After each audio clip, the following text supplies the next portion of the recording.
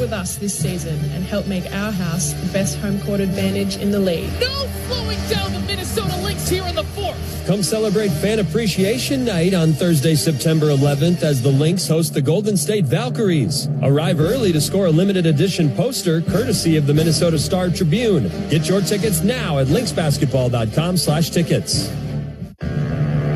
Hey, this is Nafisa Collier. Hey, it's Courtney Williams. This is Bridget Carlson. Hi, it's Alana Smith. And it's time for Minnesota Lynx basketball. It's time to roar. Minnesota Lynx basketball is brought to you by U.S. Bank, an official partner of the Minnesota Lynx, equal housing lender, member FDIC, and by Mayo Clinic. You know where to go. Let's head live to the arena with the call of tonight's game. Here's Sloan Martin. The first place 32-8 Minnesota Lynx aim for a season sweep against a team they have dominated the first three games. But the Las Vegas Aces, since a historic 53-point loss to Minnesota, have reeled off 12 straight wins. Sloan Martin with you here at T-Mobile Arena in Las Vegas. So thanks so much for joining us.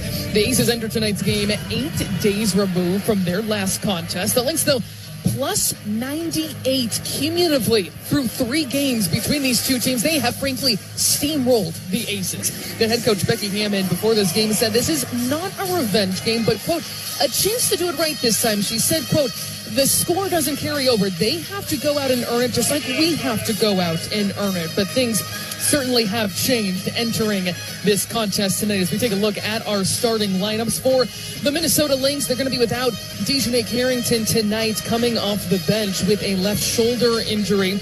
But in the starting lineup, Nafisa Collier, Kayla McBride, Courtney Williams, who in her last 4 games has a 33-6 assist-to-turnover ratio. Alana Smith and Bridget Carlson as well was fantastic against Dallas on Monday. 12 points, 4 of 8 shooting from long range. And for the Las Vegas Aces, who have, after that loss to the Minnesota Lynx, a 53-point loss. That was the largest margin of victory on the road in WNBA history. Second largest margin of victory in a WNBA game all time. They were in 8th place, all of a sudden now in 3rd and battling for 2nd alongside the Atlanta Dream. A'ja Wilson, Jackie Young, Chelsea Gray, Nalissa Smith, and Kirsten Bell. The Aces have won 14 of 15 since she was inserted into the starting lineup, with Jewel Lloyd coming off the bench for the Las Vegas Aces. The tip underway and secured by the Minnesota Lynx here at T-Mobile Arena. First possession of the game between these two teams, and it is A'ja Wilson guarding Nafisa Collier. Collier thought about a 3 on the perimeter. Instead, she's going to try and hand it off to Kayla McBride. She can't get free. 10 seconds now to shoot. As Courtney Williams will drive, find Alana Smith, and she will drain the first 3 she sees. Beautiful ball movement by the Minnesota Lynx on their first possession. The last meeting, that historic win, 111-58 against this Aces team. Minnesota was 13 of 14 from long range in the first half alone. A'ja Wilson picks up her dribble. We're seeing 2 of the best go at it between Wilson and Collier. Wilson trying to take her off the dribble, surrounded by 3 white jerseys. She knocks down the mid-range on the turnaround jump shots. Over this 12-game win streak, 27 points per game, 12 rebounds per contest, 50% shooting as a 3 by Smith on the way. That is no good. Tipped around, and Minnesota will remain in possession. Collier down inside into Smith. She's going to retreat, find Kayla McBride, set a screen for her. McBride takes off the floater.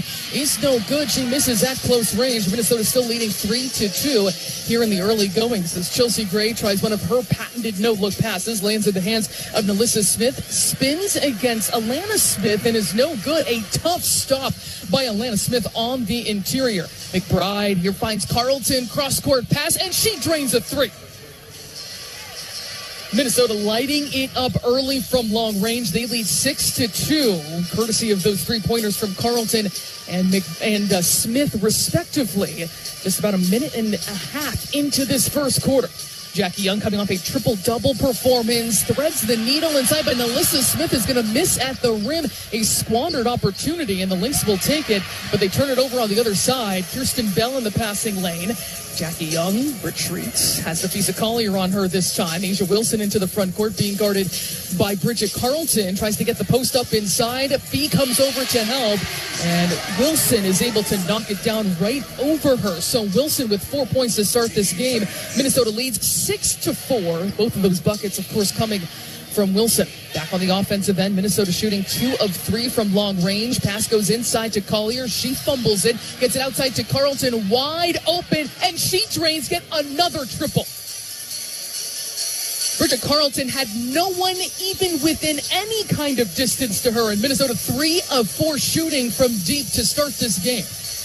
Getting herself free is Asia Wilson, and she has not missed either. She has scored all 6 of the Aces points on 3 of 3 shooting. That time just a nifty move, a reverse pivot, getting herself free from about 12 feet along the baseline on the mid-range.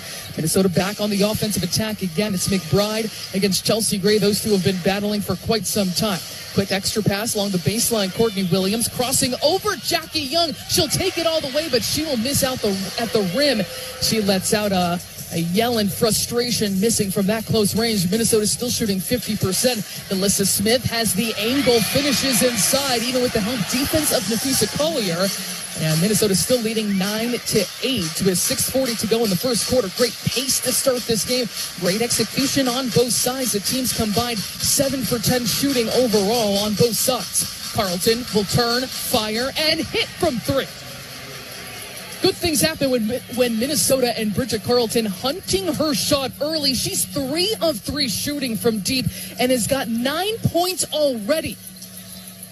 Jackie Young into the front court now, facing tight defense from Carlton. 6:13 on the clock. Minnesota leading 12-8 here early. The reverse it the other direction. Wilson setting a screen for Gray. They go underneath the screen. Gray will launch a 3 that just grazes front iron, but Kirsten Bell not boxed out. She will put it back up and in for 2. Asia Wilson leading the way with 6 points. 2 other teammates have scored. Minnesota leading at 12-10. Courtney Williams will drain the long range too, just in rhythm, exactly how she likes to see it go through, and starting off well, 1 for 2 shooting her first bucket today. Chelsea Gray goes behind her back, seeing multiple different defenders. McBride trying to guard Asia Wilson in the post extended. She's facing up against McBride, will spin again on a dime and still knock it down. Wilson, a perfect 4 of 4 shooting with 8 points to her name and just looking elegant doing it. And she's going to block Nafisa Collier on the other side. Still Minnesota basketball, though, with 5:21 to play in this first quarter. Still starters on the floor for Minnesota, but Jewel Lloyd is entering the game for the first time. She went to the bench after Minnesota's 31-point win against this Aces team July 25th, when she went 0 for 10 from the floor against this Minnesota team. Hard screen against Jewel Lloyd, the pick, the pop, and the finish from Nafisa Collier from the elbow. Minnesota shooting 6 of 10 collectively. The first points for Collier, and Minnesota leads 16-12 at the midway point of the first quarter. Working through Asia Wilson in the high post, gets it off to Jackie Young. She will drive, kick, Gray, one-on-one against Courtney Williams. Tries to get the stop. She will fade. She knows how to get to her spots. The offensive rebound will stay with the Aces. Asia Wilson backing down against Bridget Carlton. She will turn and hit 5 of 5 shooting as Asia Wilson. She has got 10 points of her team's 14. An unstoppable start by Asia Wilson, and Minnesota will turn it over on the other side. It lands in the hands of Jewel Lloyd, just an errant pass in Minnesota's offense. Jewel Lloyd in transition for 3. She will knock it down, the first triple for the Aces in this game, and they have the lead now 17-16. These two teams have been exchanging buckets back and forth. Minnesota 6 of 10. The Aces 8 for 12 to begin this one. 4:15 on the clock in the first quarter. Kayla McBride going to get off a 3 along the baseline. That's no good. And McBride with her second miss in this contest so far, as Young will turn the corner, sprint to the rim, and she's going to take it 94 feet for the finish. It is 19-16 Aces. Under 4 minutes to play in the first quarter here at T-Mobile Arena in Las Vegas. Courtney Williams surveying, finds McBride, will kick out to Collier. The pump fake gets Wilson in the air, and she finishes at the rim. Just a crafty move between 2 of the best players in the game of basketball, with Nafisa Collier, 2 defensive players of the year, going at it between those two. Able to get Wilson up in the air, just blew right past her. Chelsea Gray working in a tight space, turns it over. Picked off by Bridget Carlton. Igniting the fast break for Minnesota. Williams finds a sprinting Smith, and she will finish at the cup. Minnesota takes back the lead again, 20-19. Smith 2 of 3 to start this game. She's got 5 points, and she really set the tone early with that early three-pointer. Here's Jackie Young straight on from 3, and she drains it. Las Vegas 2 of 3 shooting from long range. Jackie Young 2 of 2 overall herself. She's got 5 points. A'ja Wilson leading scorer in this game with 10. Here's Collier shooting a 3 over Wilson. That's off target, and the rebound corralled by Young. 2:45 to play in the first quarter. Minnesota trailing 22-20. Melissa Smith will kick it out. Good ball movement by the Las Vegas Aces. Jackie Young slicing her way in, and she will score at close range. Young now with 7 points on 3 of 3 shooting. Both her and A'ja Wilson a combined 8 for 8. Here's Courtney Williams, the mid-range, drains it over the outstretched arm of A'ja Wilson. And Minnesota within 2, 24-22. With about 2 minutes remaining in this first quarter. An incredibly well-played first frame between these two teams. That Minnesota has been quite one-sided in this series. Jewel Lloyd underneath a no-look pass and picked off by the Minnesota Lynx, trying to pass it in a close window to a teammate nearby. McBride has it deep in the corner, waits for a screen from Carlton. Now going through Smith, and Courtney Williams is now going to reset. Waits for that high screen from Smith. Finds Smith on the roll and an easy 2 inside. A timeout called by Becky Hammond, and the Las Vegas Aces tied up at 24. Alana Smith 7 points on 3 of 4 shooting to start this game. Both teams absolutely red hot. High level basketball here at T-Mobile Arena. 1:49 to play as we step aside. This is Minnesota Lynx basketball. Bridget Carlton, when did you first realize you might be able to play basketball professionally? I first realized I might be able to play basketball professionally when I was at my first training camp with the senior women's national team for Team Canada. That was the first time I was around professionals and knew that that's what I wanted to do as a career, play obviously for the national team and go to Olympics, and that also meant playing basketball professionally. So that was kind of when I realized, and that was 2017, like just after high school is kind of when I realized that if you could play another professional sport, which one would it be? It would be hockey, which is very Canadian of me, but I do love hockey. I did love it growing up. I played when I was a kid, and I would actually miss like basketball games and practices to go to hockey. So at the time, hockey was, one of my favorites, but basketball took over. Shortly after. But yeah, hockey would definitely be my other sport. If you could eat one thing for the rest of your life, what would you choose? If I could eat one thing for the rest of my life, it would be pizza, because you can have it in all different forms. I know it's always pizza, but you can put like breakfast foods on it, you can put lunch foods on it, you can make it like a veggie pizza, you can make it a meat pizza, you can do whatever you want with it, and I just really love pizza and I never get tired of it, so that's what I would choose. Biggest prankster on the team? Nafisa Collier is the biggest prankster on the team. She's always up to something mischievous, and I love that about her, but she's definitely the biggest prankster.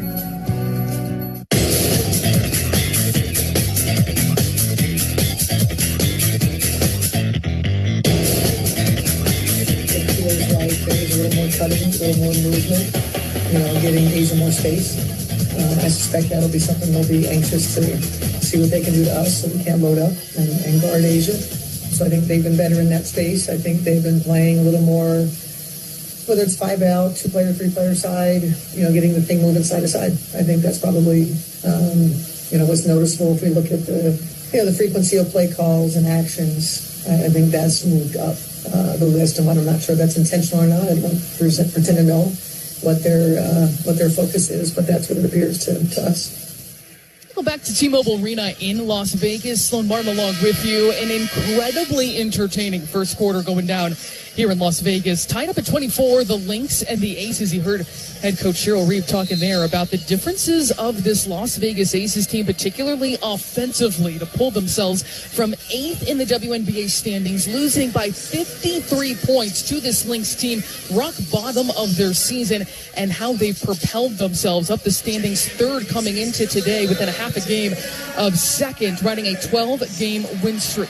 Dana Evans has just entered the game for the first time for the Las Vegas Aces, tied up at 24. And with the basketball right now, Jessica Shepard, Atisha Heidemann new into this game for Minnesota with 1:30 to play in this electric, fast-paced first quarter. Jackie Young trying to get downhill, uses her muscle, but Natisha Heidemann strips it away. Shepard leading the fast break. Heidemann taking off toward the rim, and she's going to retreat and reset up this offense. Uses a screen from Collier, drops it off to Collier at the short corner. One dribble pull-up is no good, and the rebound snatched by Kirsten Bell. Tied up at 24, 1:13 to play in this first quarter. Las Vegas has won 12 straight games. Minnesota is locked up number 1 already. Young on the right side of the floor looks for Jewel Lloyd. Deep in the corner, guarded by Jessica Shepard. Now in the hands of Asia Wilson. She'll kick it out to Young, open for 3. That rims out, and a good box out by Shepard, but it looks like she might be whistled for a foul. Jewel Lloyd looks like she may have inadvertently taken a digit or a hand to her face. So that foul is going to go on Shepard, trying to hold off Lloyd on the weak side, going for that rebound. 57.1 seconds remaining in this first quarter. On the floor for Minnesota is Carlton, Heidemann, Shepard, Williams, and Collier. They bring it into Kirsten Bell. She spins away, extra pass deep in the corner. One dribble pull up, no good there by Asia Wilson. Her first miss had started 5 of 5 in this game. 10 points here in the first quarter alone as Heidemann weaves her way through and has that taken away by Dana Evans. A short stature, small size player was able to read that against Natisha Heidemann and force the turnover. 33 seconds to go. She's being guarded by Carlton. Dana Evans uses the high screen from Wilson, is going to pull up the long range 2, and that's good. First points of the game for Dana Evans. And Minnesota trailing 26-24. About a 2-second difference shot in game clock. Now 15 seconds to play in this first quarter. It's Gordon Williams calling for a screen from Collier. It's a hard one on Evans, and that's going to be a foul called on Collier. And Collier maybe was not set, but sometimes those are tough ones to take when it is just a player of a larger stature who's laying a foul on someone of a smaller stature. And that time, Evans hitting the deck. Shot clock is off. 9 seconds to play for Evans getting it over half court. Trying to speed against Shepard to the rim. Cross-court pass, extra pass. Bell with the step back. And that is no good at the buzzer. An electrifying first quarter here in Las Vegas. Putting on a show, these two. The Aces and Lynx. The Aces with a 2-point lead heading into the second quarter. 26-24. Don't go anywhere. The second quarter's coming up next on the Minnesota Lynx Radio Network. The free iHeartRadio app is #1 for music, radio, and podcasts, all in one. Discover a new podcast from our library of over 350,000 titles. Here's an iHeartRadio podcast preview. Marty Markowitz had his share of problems. Troubles at work, a failing relationship. His parents had recently died. And so Marty decided to get some professional help. In the summer of 1981, he walked into the office of a psychiatrist named Ike Hirschkopf. I go into his office, and we looked at each other, and he said, "Okay, why are you here?" Marty liked Ike, and Ike, well, he seemed to see something in Marty. At the end of the first session, he said, "I'm going to take you on as a patient." And he says, I don't do that with everybody. But this psychiatrist, it would turn out, wasn't like other psychiatrists. He cut me off from everybody. So the only person I could turn to was Dr. Ike. And from the moment Marty started seeing him, he began to change. We didn't see him. He lived around the corner, and suddenly we didn't go there anymore. He wasn't coming over anymore. It's as if somebody died. If Marty Markowitz had known what he was walking into when he first visited that office, he probably would have walked right out the door and never come back. This is a story about power, control, and turning to the wrong person for help for more than 29 years. When Ike instructed me to buy this house, Ike told me, "No, you can't use the master bedroom. You're going to stay in the back section of the house." I'm trying to think when it really got nuts. It really got crazy. I'm Joe Nocera, columnist for Bloomberg Opinion. Okay, it's a wild story. The Shrink Next Door. Listen and follow this podcast for free on the iHeartRadio app. #1 for music, radio, and podcasts, all in one.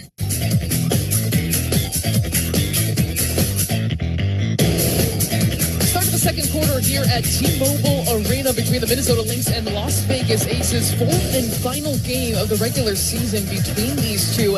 And the Aces lead after the first frame 26-24. But both of these teams absolutely scorching out of the gate. A combined 61% shooting, 22 for 36 between these two teams. And we talked about it throughout the broadcast, how this has been a very one-sided matchup between these two teams. Minnesota through 3 games is plus 98. That is 33 points per game in terms of margin of victory. In the last 2 games, they have scored 109 and 111 points apiece against this team. And there was so much history in that last matchup, that 53-point victory. 59% shooting, that was 7th in franchise history for a single game. 17 threes, hit a new franchise record. 32 assists, the 3rd most assists in a game in franchise history. And I could go on, but you get the picture. A much different story to start this game so far. It is Aces basketball to begin the second quarter. Jewell Loyd starting. She's trying to get downhill, but is blocked by Sheppard coming in on the fast break. She flies to the opposite side of the paint and then brings it up the floor. McBride, couple dribbles. The floater doesn't go. She gets her own offensive rebound, though, and is bailed out by Courtney Williams. She's going to launch a 3. That is no good. And the long rebound lands with Jewell Loyd. Now the other way, Dana Evans starting this second quarter for the Las Vegas Aces. She's going to take off into the paint. This is a huge driving team. The 3 on the way, no good by Loyd. Chelsea Gray just threw it over her head. One of those jaw-dropping passes she's capable of. And Kia Stokes is going to travel on the other side of the floor, so a turnover for the Las Vegas Aces. In that category for the Minnesota Lynx, they had 4 turnovers in that first quarter, leading to 7 Las Vegas points. So something they're going to want to temper here in this second quarter. Dana Evans sliding with Courtney Williams as she gets it over half court. McBride, quick trigger 3. That's no good. And the rebound fought for and it comes away to Dana Evans off that loose ball. 1 minute into this second quarter, Evans is running the show offensively. Even with Chelsea Gray in the game, she will draw the defense, kick it out to Kia Stokes for 3. Yeah, that is no good. Stokes this season, not typically a 3-point shooter. Just averaging 1.2 points per game. Alana Smith snaking along the baseline, finds Heidemann on a cut, but it's going to be a blocking foul on Chelsea Gray first. On the floor for Minnesota is Sheppard, Heidemann, Smith, Williams, and McBride. Leading the way for the Lynx is Bridget Carlton, 3 of 3 shooting from long range. She's got 9 points. Alana Smith with 7, but it's A'ja Wilson leading everyone with 10 points on 5 of 6 shooting. She's not on the floor right now, getting a breather. McBride will take it out near the Lynx sideline. 8:40 to play before halftime as Courtney Williams will kiss it off glass. A beautiful move by Courtney Williams, just curling around the screen. She let it go at the exact right time. Chelsea Gray going to work. She will spin, slice through the lane, tries to flip it up and in. That's no good, but she is fouled. So free throws coming up here for Chelsea Gray. As we take a look at tonight's injury report, brought to you by Mayo Clinic, your source for medical answers for the Minnesota Lynx. Dejanay Carrington not available for this game. She was out. And head coach Cheryl Reeve says that she is day-to-day with that left shoulder injury that she suffered against her former team, Dallas. Did not play much of the second half in that contest. As Wilson will recheck into the game. Chelsea Gray is good on the first free throw. It is 27-26 Las Vegas. That first quarter, 3 lead changes and a tie already as Gray will knock down both. It is 28-26 Las Vegas. Minnesota with the basketball. Carlton set the check in for Minnesota as Sheppard will maneuver it around the 3-point line. Now in the hands of Williams. She'll reverse it to the right side of the floor. McBride really tight every time she comes off a screen against this Las Vegas defense. Alana Smith wants it against the rookie Aaliyah Nye. It'll be a difficult shot for Courtney Williams. Hits back iron and drops through.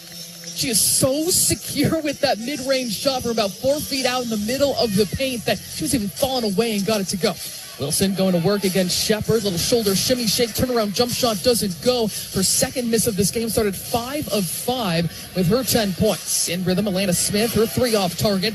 And the long rebound corralled by Chelsea Gray. Guarded by McBride. Now in the hands of Evans. One-on-one against Alana Smith. Deep post up for A'ja Wilson. She'll attack right at Sheppard and lay it up and in for 2. Wilson with 12 points in this contest so far. 7:30 to play in the second quarter. McBride getting herself free from 3. That's no good. shooting the gap was her defender and Jewel Lloyd. That was a good look out of three, but McBride 0 for 5 to start this game, has not scored. A lob inside comes to Alana Smith, double team. Shepard kicks it out. Here's another good look for McBride, and this one she knocks down. You can see some relief on her face, too. That last game, that 53-point victory, she set a WNBA record going 8 for 8 from beyond the arc. In the first half alone, as Alana Smith is going to be whistled for a foul. She was trying to deny the pass into Asia Wilson beyond the three-point line. She's going to take a seat here. Williams is as well. And coming in is Collier and Carlton, joining Heidemann, Shepard, and McBride on the floor. 7 minutes on the clock. Minnesota leading 31-30. A back and forth contest, to say the least, between these two teams. Both shooting over 52% to start this game. Jackie Young weaves through a screen, now met by Shepard. She'll go to the right side of the floor. Fired inside to Asia Wilson. The turnaround jump shot is good. And Wilson now with 14 points for the Aces on 7 for 9 shooting to begin this game. She's been red hot right out of the gates. Has her lowest numbers of this season against any opponent. It has come against the Minnesota Lynx, just 12.5 points, 6 rebounds per game, as McBride slices her way through the defense, and she will finish right at the rim for 2. McBride with a couple consecutive buckets, trying to get herself back on track after an 0 for 5 start to this contest. 6:22 remaining before halftime as Young shouting directions on the offensive end. Heidemann trying to get free from, Lloyd trying to get free from Heidemann. She can't do that, and Heidemann is going to force the steal.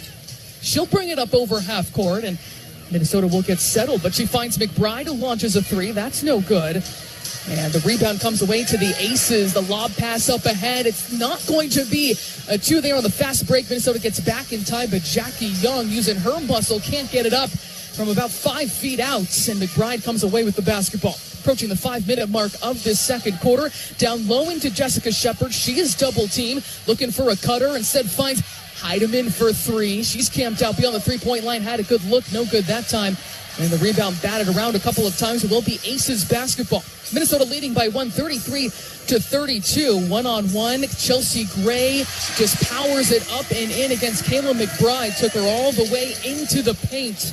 Looked like she was looking for that matchup. Chelsea Gray in this one, 4 points on 1 of 3 shooting, and the Aces lead by 1, 34-33, as Collier gets free along the baseline. Will spin against Wilson. Was looking for a foul there, but there isn't one, and the Aces have the basketball again. 5 minutes to play before halftime. Here's Aaliyah Nye lining up a 3, and that is good.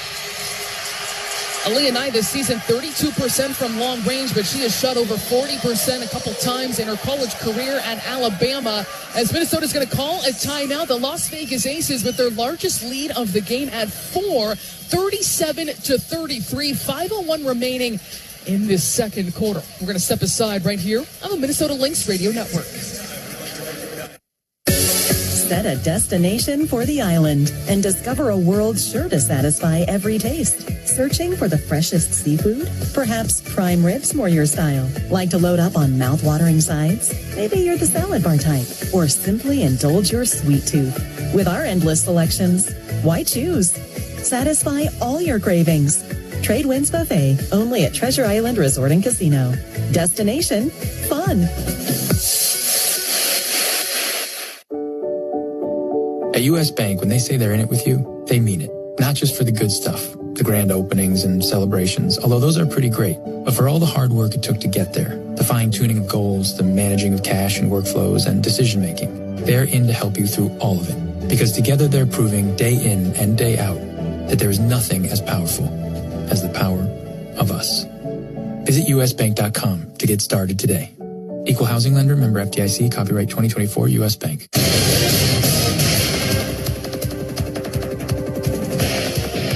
Alex Leibold here with you in our WNBA Tonight studios from the Target Center for a WNBA scoreboard update. Only 2 other contests going on across the association this evening. One of them has gone final. The other one is just in the second quarter. The Phoenix Mercury were facing off against the Washington Mystics earlier today in the nation's capital. Mystics already eliminated from playoff contention, and the Mercury trying to solidify their spot in the playoff seeding as they've already clinched their playoff contention. They come out with a 6-point win, 75-69 on the back of Kalia Copper scoring 18 points, and Alyssa Thomas flirting with a triple-double yet again, 12 points, 11 rebounds, and 9 assists. The Mercury have now won 6 straight and jump a half game ahead of the Aces for third place in the WNBA WNBA standings. They're tied with the Atlanta Dream on record at 27-14, but the Dream hold on to second with a matchup tiebreaker.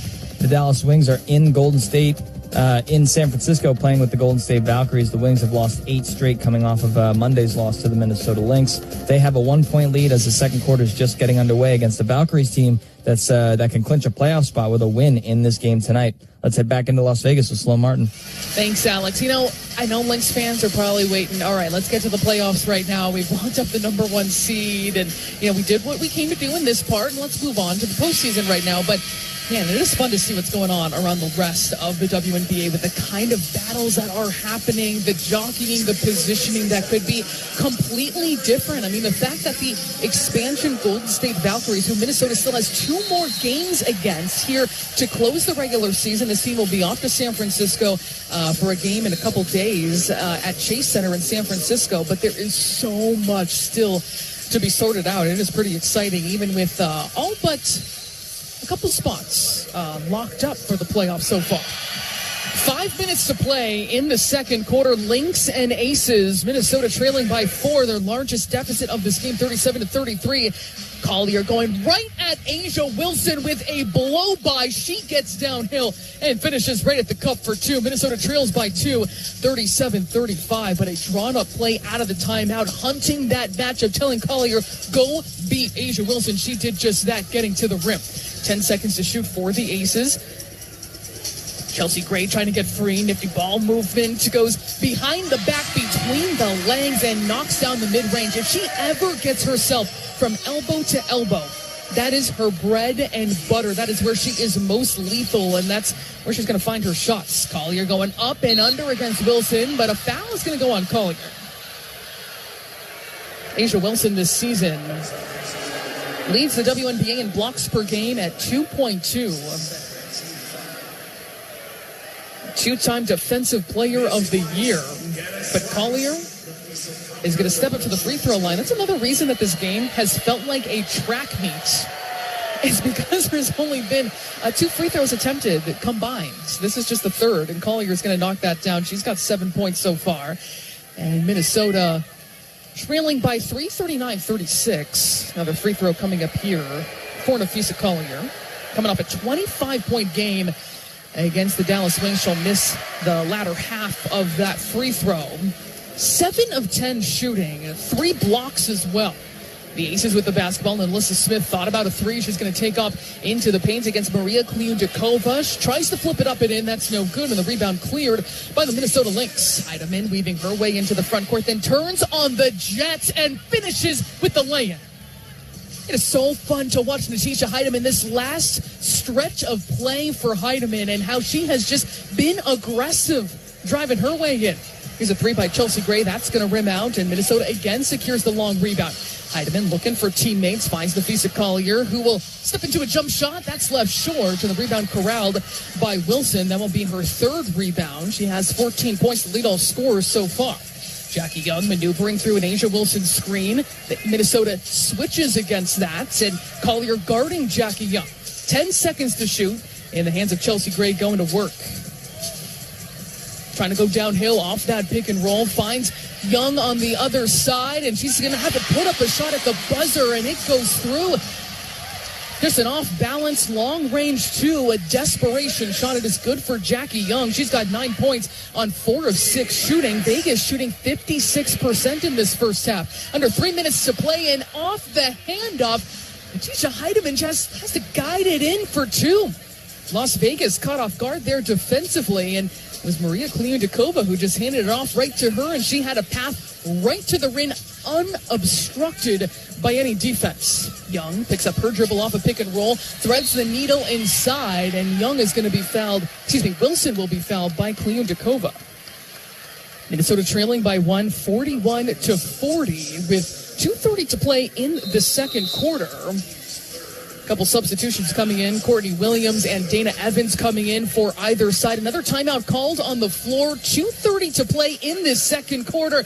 Incredibly great basketball on display between these two teams. Minnesota trailing by 1, 41-40, but both teams shooting over 50% to start this game. We'll have the rest of the first half when we come back. on the Minnesota Lynx Radio Network.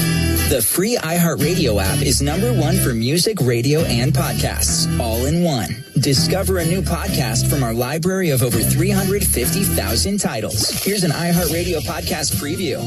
I'm Drew Iden. And I'm Barbara McDonald. And we are the hosts of the new podcast from HLN, Down the Hill, The Delphi Murders.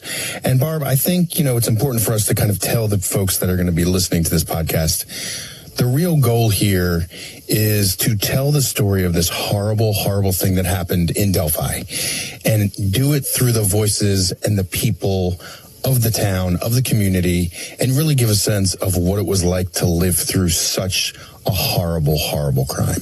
And you're going to hear from friends and family members of both Abigail Williams and Liberty German, who were murdered in 2017, and it's still unsolved. And it should also be noted that over the course of this podcast, we're not going to try to solve this crime.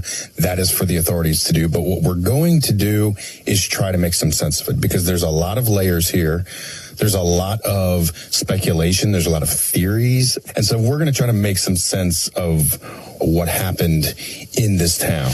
You'll be able to hear Down the Hill, The Delphi Murders. This is HLN's first original podcast. You can also go to downthehillpodcast.com to see maps and photos and a lot of bonus material. Listen and follow this podcast for free on the iHeartRadio app. #1 for music, radio, and podcasts, all in one.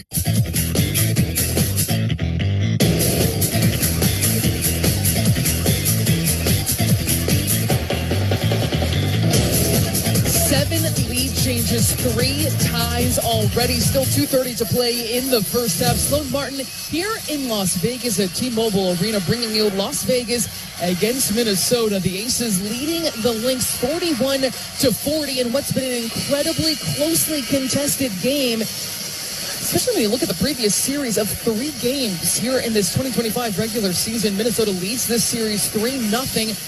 They've won those games by an average of 33 points per game. In fact, Minnesota has won 6 straight against the Aces. They have not beaten this franchise 7 times in a row since an 11-game winning streak going back to their San Antonio days from 2015 through 2018. Win today would be a 4-0 sweep for the Lynx for the first time since 2015. So that on the line today for Minnesota, the #1 team in the WNBA, best record, already a franchise record for a single season total of wins. As A'ja Wilson, the lefty at the free throw line. And her first free throw is no good. She makes a living at the free throw line, shooting 85% from there this season. And amongst the leaders in the WNBA in both attempts and makes. She knocks down the second, and Wilson has 15 first-half points. She started 5 of 5 shooting. Now, Tisha Heidemann engineering this offense. Collier against Wilson. Faces up against her along the three-point line. 14 seconds to shoot. Collier sets a screen for Heidemann. They switch. Heidemann free in the paint. Will kick it out to McBride. McBride will penetrate. Multiple defenders in her face. Courtney Williams, couple dribble pull-up, just grazes the iron. Goes out of bounds and will be Las Vegas basketball. Minnesota still shooting exactly 50% in this game, 5 of 14 from long range. The Aces 56% shooting and 33% from beyond the arc. Now 2 minutes to go in this first half. Minnesota trailing by 2, 42-40. And the Aces will turn the ball over. Jackie Young couldn't corral a great pass along the baseline, couldn't save it from going out of bounds. And Minnesota gets the ball back. That is 6 first half turnovers for the Aces, leading to 4 points for the Minnesota Lynx. On the other side, 4 Lynx turnovers have led to 7 points for the Aces.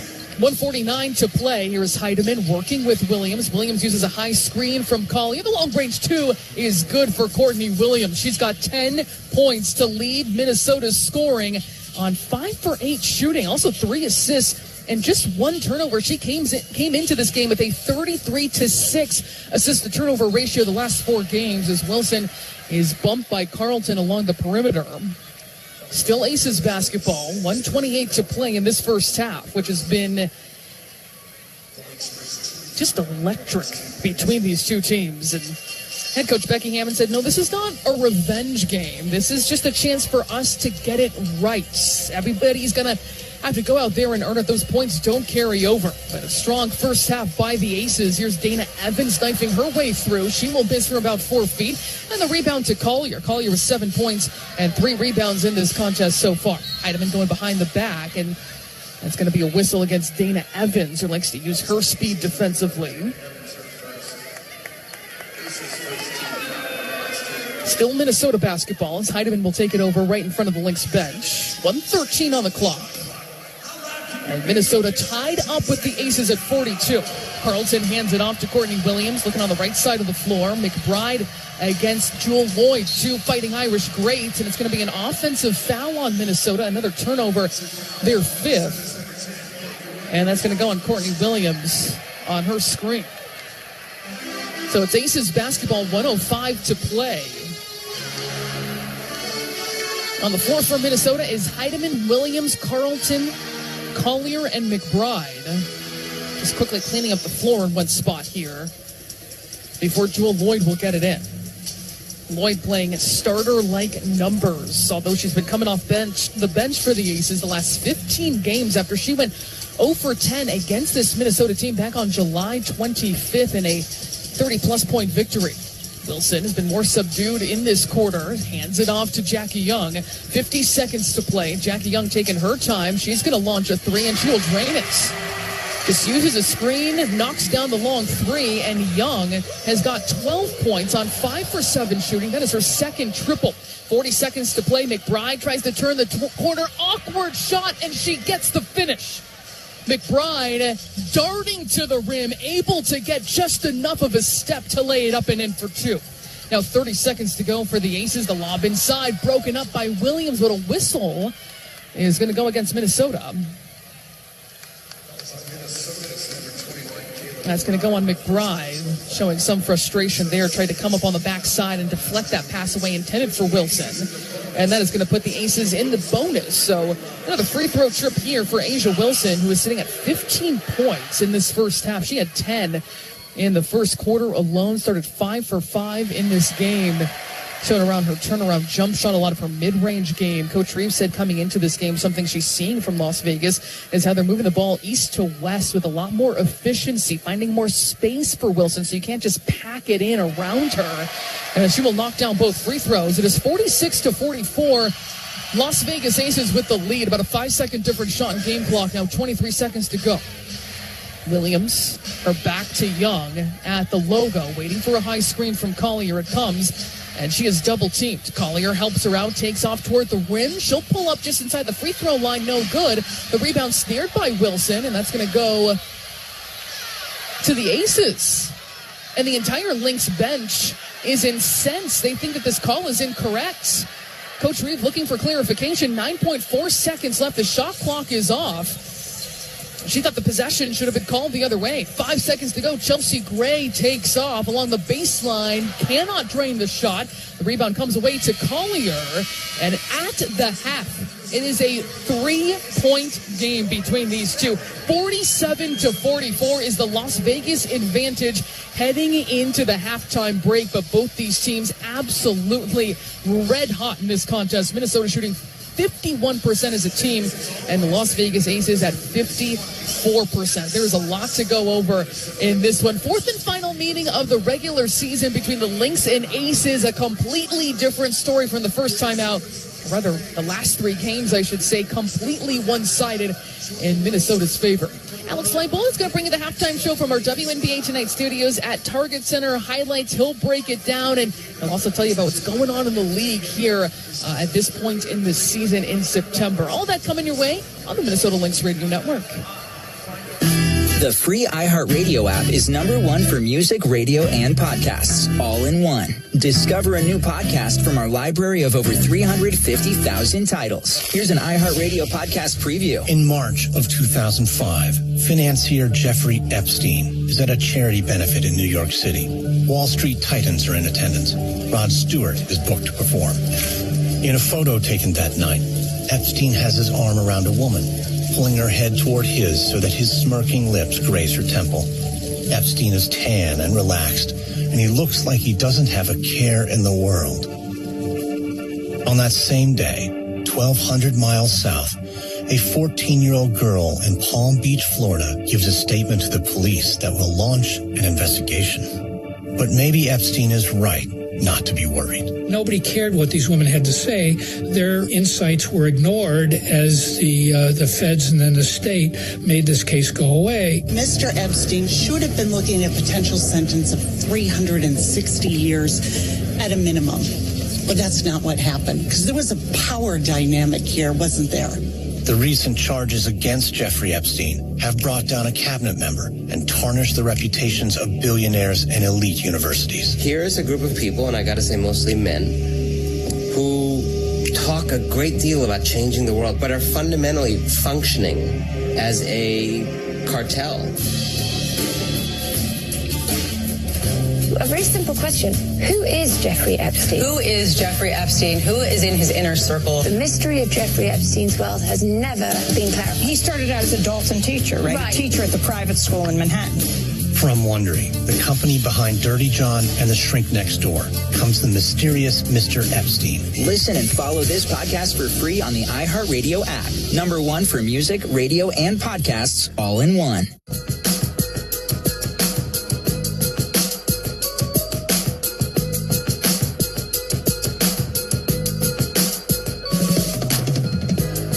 Courtney Williams surveying.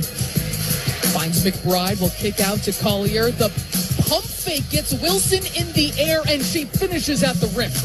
Just a crafty move between two of the best players in the game of basketball, with Napheesa Collier, 2 defensive players of the year, going at it between those two. Able to get Wilson up in the air, just blew right past her.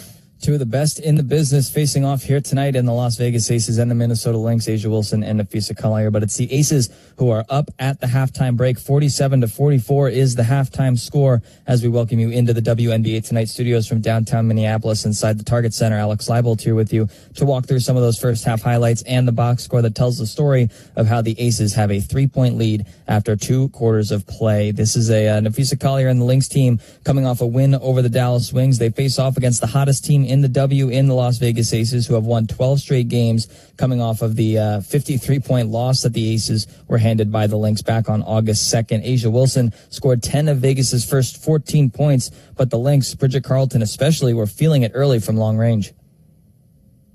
And Minnesota still leading 9-8 with 6:40 to go in the first quarter. Great pace to start this game. Great execution on both sides. The teams combined 7 for 10 shooting overall on both sides. Carleton will turn, fire, and hit from 3. Good things happen when Minnesota and Bridget Carleton hunting her shot early. She's 3 of 3 shooting from deep and has got 9 points already. Bridget Carleton coming off of 12 points and 4 3-pointers against the Wings on Monday. She started this contest with 3 straight triples for 9 points in the first, but this Aces team was lights out in that first frame. They shot 12 of 19, 63% from the field as they took a 2-point lead at the end of 1. Although Bridget Carleton had 9 points, Alana Smith had 7, Courtney Williams 4 points, 3 assists and a steal. Napheesa Collier had 4 points and 1 assist. Kayla McBride providing 4 assists. So the Lynx starting 5 getting it done in that first quarter, but they did trail 26-24 after 10 minutes. Both sides trading punches in this first half of this heavyweight bout. The Aces would lead by as much as just 4 points throughout this first half as the Lynx kept themselves in this contest. 50 seconds to play. Jackie Young taking her time. She's going to launch a 3 and she'll drain it. Just uses a screen, knocks down the long 3, and Young has got 12 points on 5 for 7 shooting. That is her second triple. 40 seconds to play. McBride tries to turn the corner. Awkward shot, and she gets the finish. McBride darting to the rim, able to get just enough of a step to lay it up and in for 2. That triple from Jackie Young gave the Aces a 3-point lead before Kayla McBride punched right back to make it a 1-point deficit for Minnesota with just time running out on the clock. A'ja Wilson sank 2 free throws at the very end of the second quarter to make it a 3-point game at the halftime break. A'ja Wilson leads all scorers in this contest with 17 points. In the 2 games that A'ja Wilson played against the Lynx early on in this season, the most that she scored was 15 when the Lynx won 109-78 back at the Target Center. So she's already outscored her game highs against the Lynx in the first half with 17 points on 7 of 9 shooting. Courtney Williams is the leading scorer for Minnesota with 10 points. She has 3 assists, 1 steal, and she's also turned the ball over twice. But the Lynx starting 5 all have scored at least 7 points. Nafisa Collier, Alana Smith, Kayla McBride, all with 7 to their name. K-Mac has 4 assists. She scored all 7 of her points in the second quarter. Bridget Carlton had those 9 from the first quarter 3-pointers that she sank. The Lynx as a team are shooting 51%, 19 of 37. The Aces are shooting 19 of 35, but the disparity comes from the free throw line. The Aces have 5 of 6 from the charity stripe. The Lynx have only attempted 2 shots from the line, and it was both by Nafisa Collier. She went 1 for 2. Fee finishes with 7 points, 4 rebounds, and 2 assists with 1 turnover in this first half. But the Lynx are trailing by 3, 47-44 on the back of a big first half from Asia Wilson and Jackie Young. They combined for 29 of the Aces' 47 points. 47-44 is your halftime score in Las Vegas. Aces up over the Minnesota Lynx by just 3 points. We're going to step aside for a quick break, but when we return, we'll take a look at the WNBA standings and the playoff picture that's coming up for this Minnesota Lynx team and for the rest of the WNBA. That's coming your way next on the Lynx Radio Network. At Mayo Clinic, we are predicting the unpredictable. Our experts are using a patient's own anatomy to create 3D printed, life-size organ models to map out challenges ahead of time, making complex surgeries more precise, efficient, and less invasive. We are making more possible at Mayo Clinic because every day we're doing what's never been done. Learn more at mayoclinic.org/possible. Mayo Clinic. You know where to go. Looking for a next level way to bring your crew together? A Minnesota Lynx game is the perfect spot for your group. Whether it's a workouting, youth team night, birthday bash, or celebration, groups get discounted tickets, block seating, and a shout out on the big screen, plus access to exclusive fan experiences like high-fiving the team, watching warm-ups, or even playing on the Lynx court. Don't just watch the action, be part of it. Lock in your group now at lynxbasketball.com/groups and make memories that last way past the final buzzer. Lynx fans, thanks to Xfinity, you can rep the squad in style. Xfinity is giving away a free pair of limited edition Lynx socks. Screen comes from Smith. They switch on the screen. Williams has plowed back on her. A deep 3 by McBride. Yes! Just visit a participating Minnesota Xfinity store, ask for yours, and take them home with no purchase necessary. Supplies are limited and only 1 giveaway per household. Find your store at lynxbasketball.com/Xfinity. At Target, we're home court advantage for the hometown sports fans. And with the Timberwolves season in full gear, we're here to help you gear up and make your game day prep a slam dunk. Hear that? That's what you call a buzzer-beating three-pointer for the win. Time to dish up your famous nachos or put a full-court press on some jalapeno poppers. Then serve up some sweet desserts to celebrate the W. However you do game day, we're here for it at Target and Target.com. This copyrighted telecast of WNBA Enterprises may not be retransmitted, reproduced, rebroadcast, or otherwise used in any form without the express written consent of WNBA Enterprises.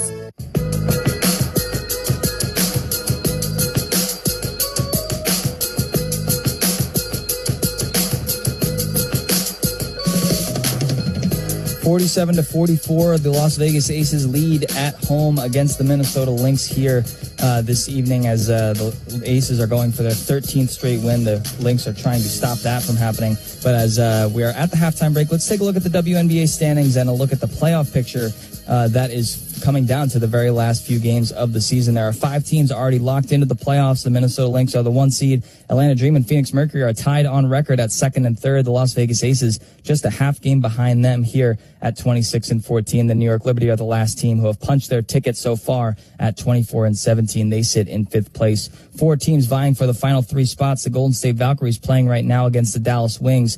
They currently have a 7-point deficit to climb out of at just before halftime. So the Golden State Valkyrie can clinch the playoff spot with a win, but it looks bleak right now. The Seattle Storm are in 7th behind, right in front, a half game ahead of the Indiana Fever, who just received news earlier today that Caitlin Clark has been ruled out for the remainder of the season with a dual groin/ankle injury. This includes playoff games the Indiana Fever may play in. Right now, they are set as the 8th seed and would be the Minnesota Lynx first-round matchup, but they are holding off the Los Angeles Sparks, who are a game and a half back with just 4 games to go in the WNBA season. That's a wrap-up of the WNBA standings and the playoff picture. Lynx trail by 3 at the halftime break. 47-44 is your score. When we get back from this break, we'll have assistant coach Rebecca Lamar Brunson joining Sloan Martin before third quarter action right here on the Minnesota Lynx Radio Network. It's what you wait for all week. The three-pointers, the rebounds, the thrill of every shot. You're going to lose. It's the hope that keeps you coming back. The dream that this time, it might be your year. And so you represent with anticipation and with pride. Because when the pressure's on, your support is everything. That's why the NBA store is here to support you. Check out the largest selection of official NBA gear at NBAstore.com. A Fanatics experience. Hit the green and the gaming floor with Treasure Island Resort and Casino's Golf and Stay Hotel Package. Play a round of golf or two at Mount Frontenac Golf Course. Then make the short drive to the island and get in on the action with $50 free slot play. After a fun-filled day, unwind with a one-night stay in our luxurious hotel. Book your stay now at TICasino.com. Treasure Island Resort and Casino. Destination fun. At U.S. Bank, when they say they're in it with you, they mean it. Not just for the good stuff, the grand openings and celebrations, although those are pretty great, but for all the hard work it took to get there, the fine-tuning of goals, the managing of cash and workflows, and decision-making. They're in to help you through all of it, because together they're proving day in and day out that there is nothing as powerful as the power of us. Visit usbank.com to get started today. Equal housing lender, member FDIC, copyright 2024 U.S. Bank. Hi, it's Bridget Carlton. Head down, she stopped at the rim, gets it right back. Carlton for 3 at the buzzer, and she unleashes a roar. Roar with us this season and help make our host the best home court advantage in the league. No slowing down the Minnesota Lynx here in the fourth. Come celebrate Fan Appreciation Night on Thursday, September 11th as the Lynx host the Golden State Valkyries. Arrive early to score a limited edition poster courtesy of the Minnesota Star Tribune. Get your tickets now at lynxbasketball.com/tickets.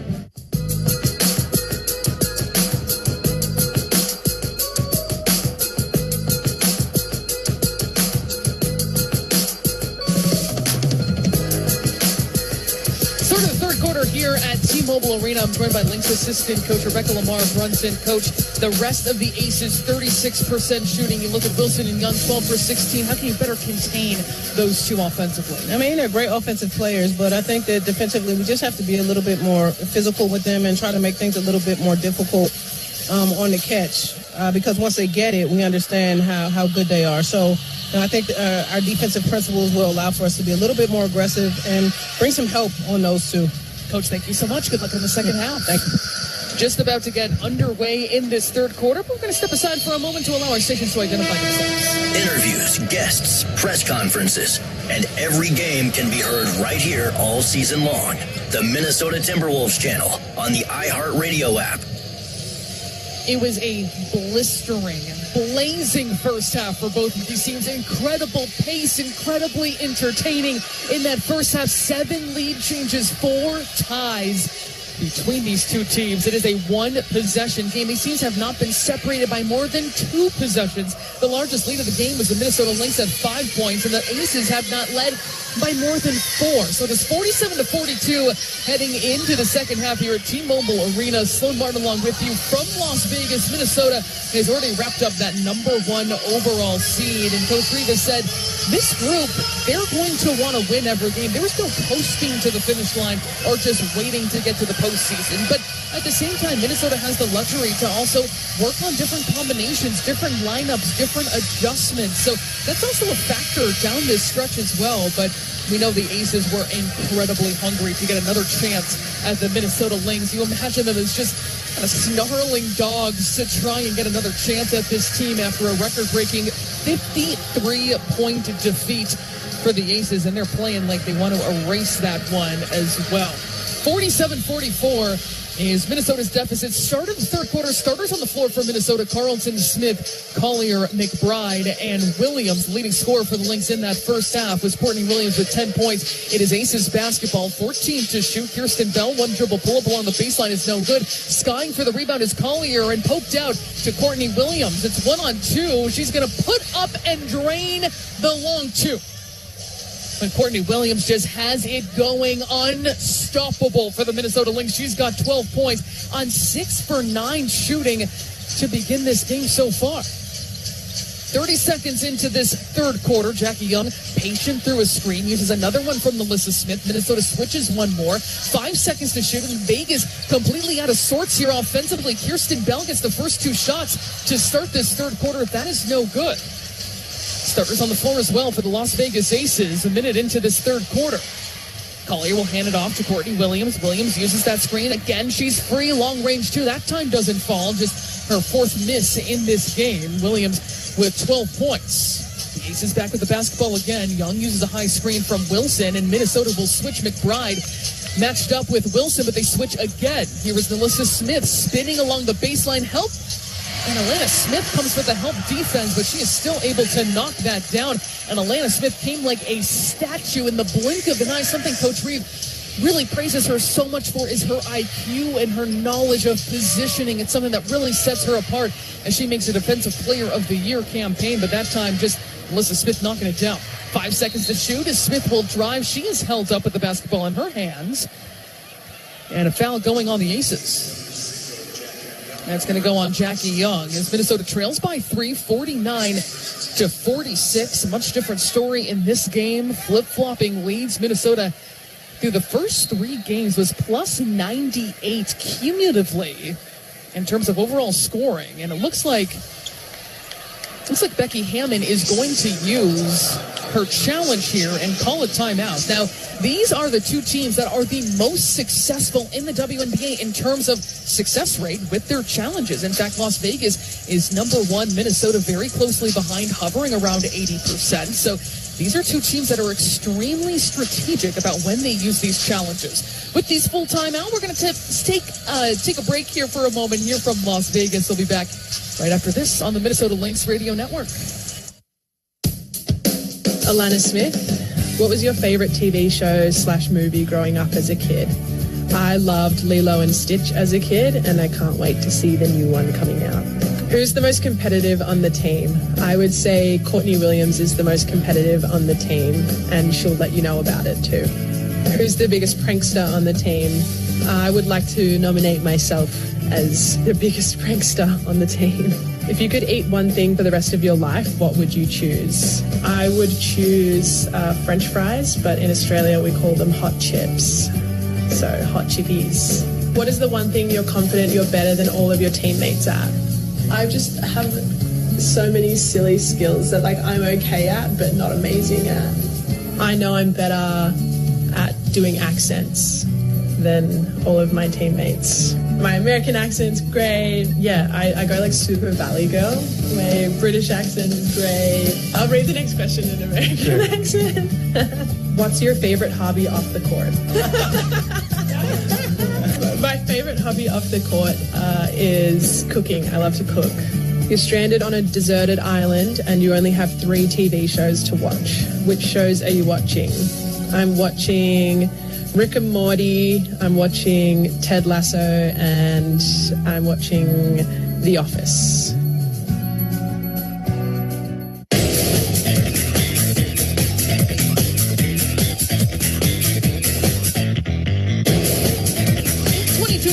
The third quarter here from T-Mobile Arena. Sloan Martin along with you, and we have a play under review right now with this refereeing crew of Tierra Cruz, Ashley Gloss, and Catherine Chang working this game here in Las Vegas. Minnesota trails the Aces 49-46, trying to complete the 4-game regular season sweep, something that this franchise has not done since 2015 against the Aces franchise, but now trail by 3. This last play, though, under review, the Las Vegas Aces and Becky Hammon using her challenge right now, where Alana Smith was driving to the basket, was able to get the step against Jackie Young. Young tried to poke it away from behind, so her arm reaching behind Alana Smith's back, trying to jostle that ball free, and that's when the whistle was called. She immediately came up and started twirling her finger, and that's when they decided to use that challenge, and hopefully we'll have a decision soon.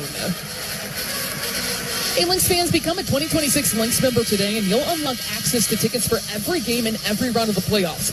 Visit lynxbasketball.com/memberships for more info. Leading scorer for the Lynx is Courtney Williams with her 12 points on 60% shooting, 3 assists as well. And that challenge by the Las Vegas Aces is successful. So the team who has the highest success rate with challenges in the WNBA is able to notch another one here. And Becky Hammond will keep that challenge in her pocket through the rest of this game. So it's going to be Las Vegas basketball. 8:22 remaining in the third quarter. On the floor for Minnesota, still the starters with McBride, Collier, Smith, Carlton, and Williams. As Chelsea Gray gets into the front court, McBride providing the defense. Deep cross-court pass, almost stolen. Alyssa Smith sneaking along the baseline and intercepted by Bridget Carlton.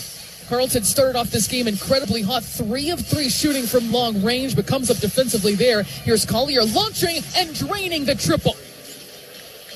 Her first 3 today, and Collier, the second Lynx player to double figures. She's got 10 points on 4 for 10 shooting. Kirsten Bell deep in the corner. She splashes it in rebuttal.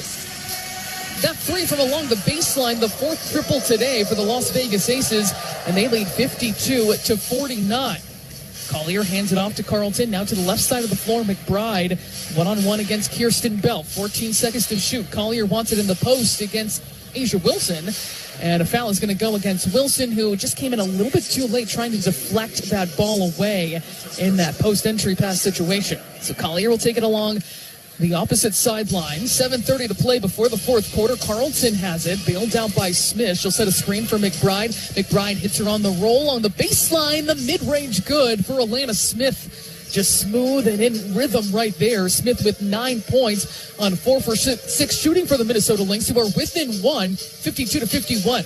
Chelsea Gray, pocket pass picked off by McBride. Another turnover forced by the Minnesota Lynx, but Jackie Young takes it right back. Asia Wilson, 2-on-1, will take it all the way, but Bridget Carlton, a late whistle.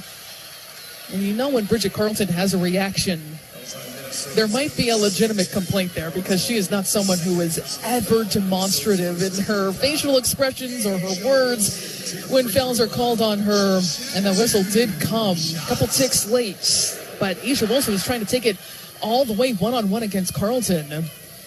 And Carlton, we know, is counted on so heavily defensively. Her positioning, the way she's able to move, and when you just watch this league as often as I do, she is one of the best players when it comes to maintaining that verticality, which is allowed in the WNBA. You can jump in the air and make contact with that player as long as you are vertical, and she does that so well consistently. And that time, whistle for the foul, though.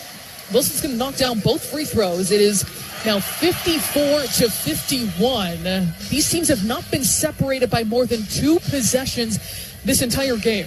Under 7 minutes to play before the fourth quarter. Turning on the Jets along the rim is Courtney Williams. She's going to retreat, dribble it back out along the three-point line, taking a handoff from Smith, forces it inside to Smith, and it's another Minnesota turnover. Kirsten Bell comes away with it. Chelsea Gray leaves it between her legs, gets it back from Jackie Young, gets her defender on the air, pulls up at the free throw line. That is no good, and the rebound secured by Collier. Could have been a flashy play there by the Las Vegas Aces. Minnesota, a sigh of relief defensively. They trail by 3.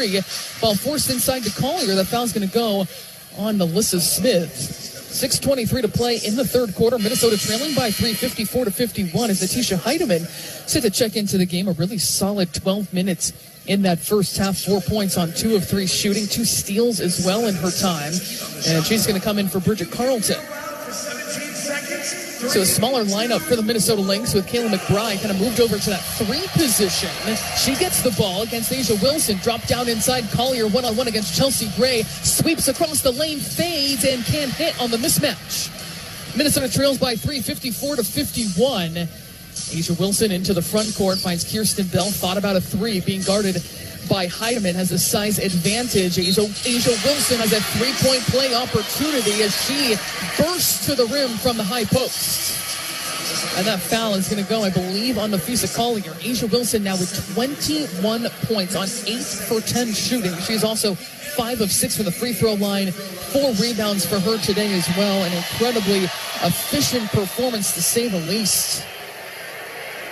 Against Minnesota in 2 games this season, had been averaging 12.5 points, 6 rebounds per game. That scoring average is the lowest against any team. Just 41% shooting, is MVP chance break out here at T-Mobile Arena in front of the home crowd. She knocks down the free throw. The three-point play is good, but a big reason why her numbers are so low against the Minnesota Lynx is because she very rarely, if at all, played fourth quarters because Minnesota was blowing out the Aces so badly in those previous matchups. Atlanta Smith trying to get the step against Melissa Smith. She is wrapped up, and it's going to stay right here, though. Smith was staying step for step with Smith.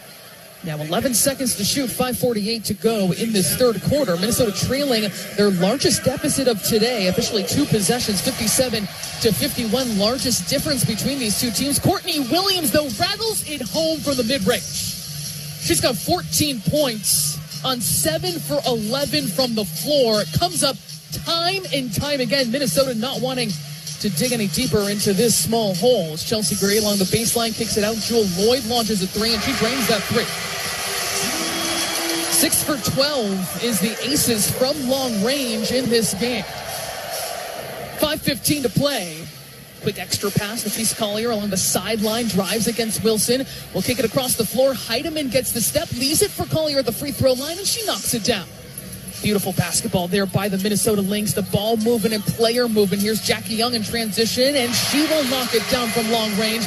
A timeout called by Cheryl Reeve of the Minnesota Lynx as the Las Vegas Aces now have a 63-55 lead. Their largest lead of the game, and the first time these teams have been separated by more than 2 possessions. The Aces still shooting a blistering 56%. Minnesota 53%, but the threes falling in quick succession right now for the Las Vegas Aces as a timeout is called. 63-55 is Minnesota's deficit here late, or about midway through the third quarter.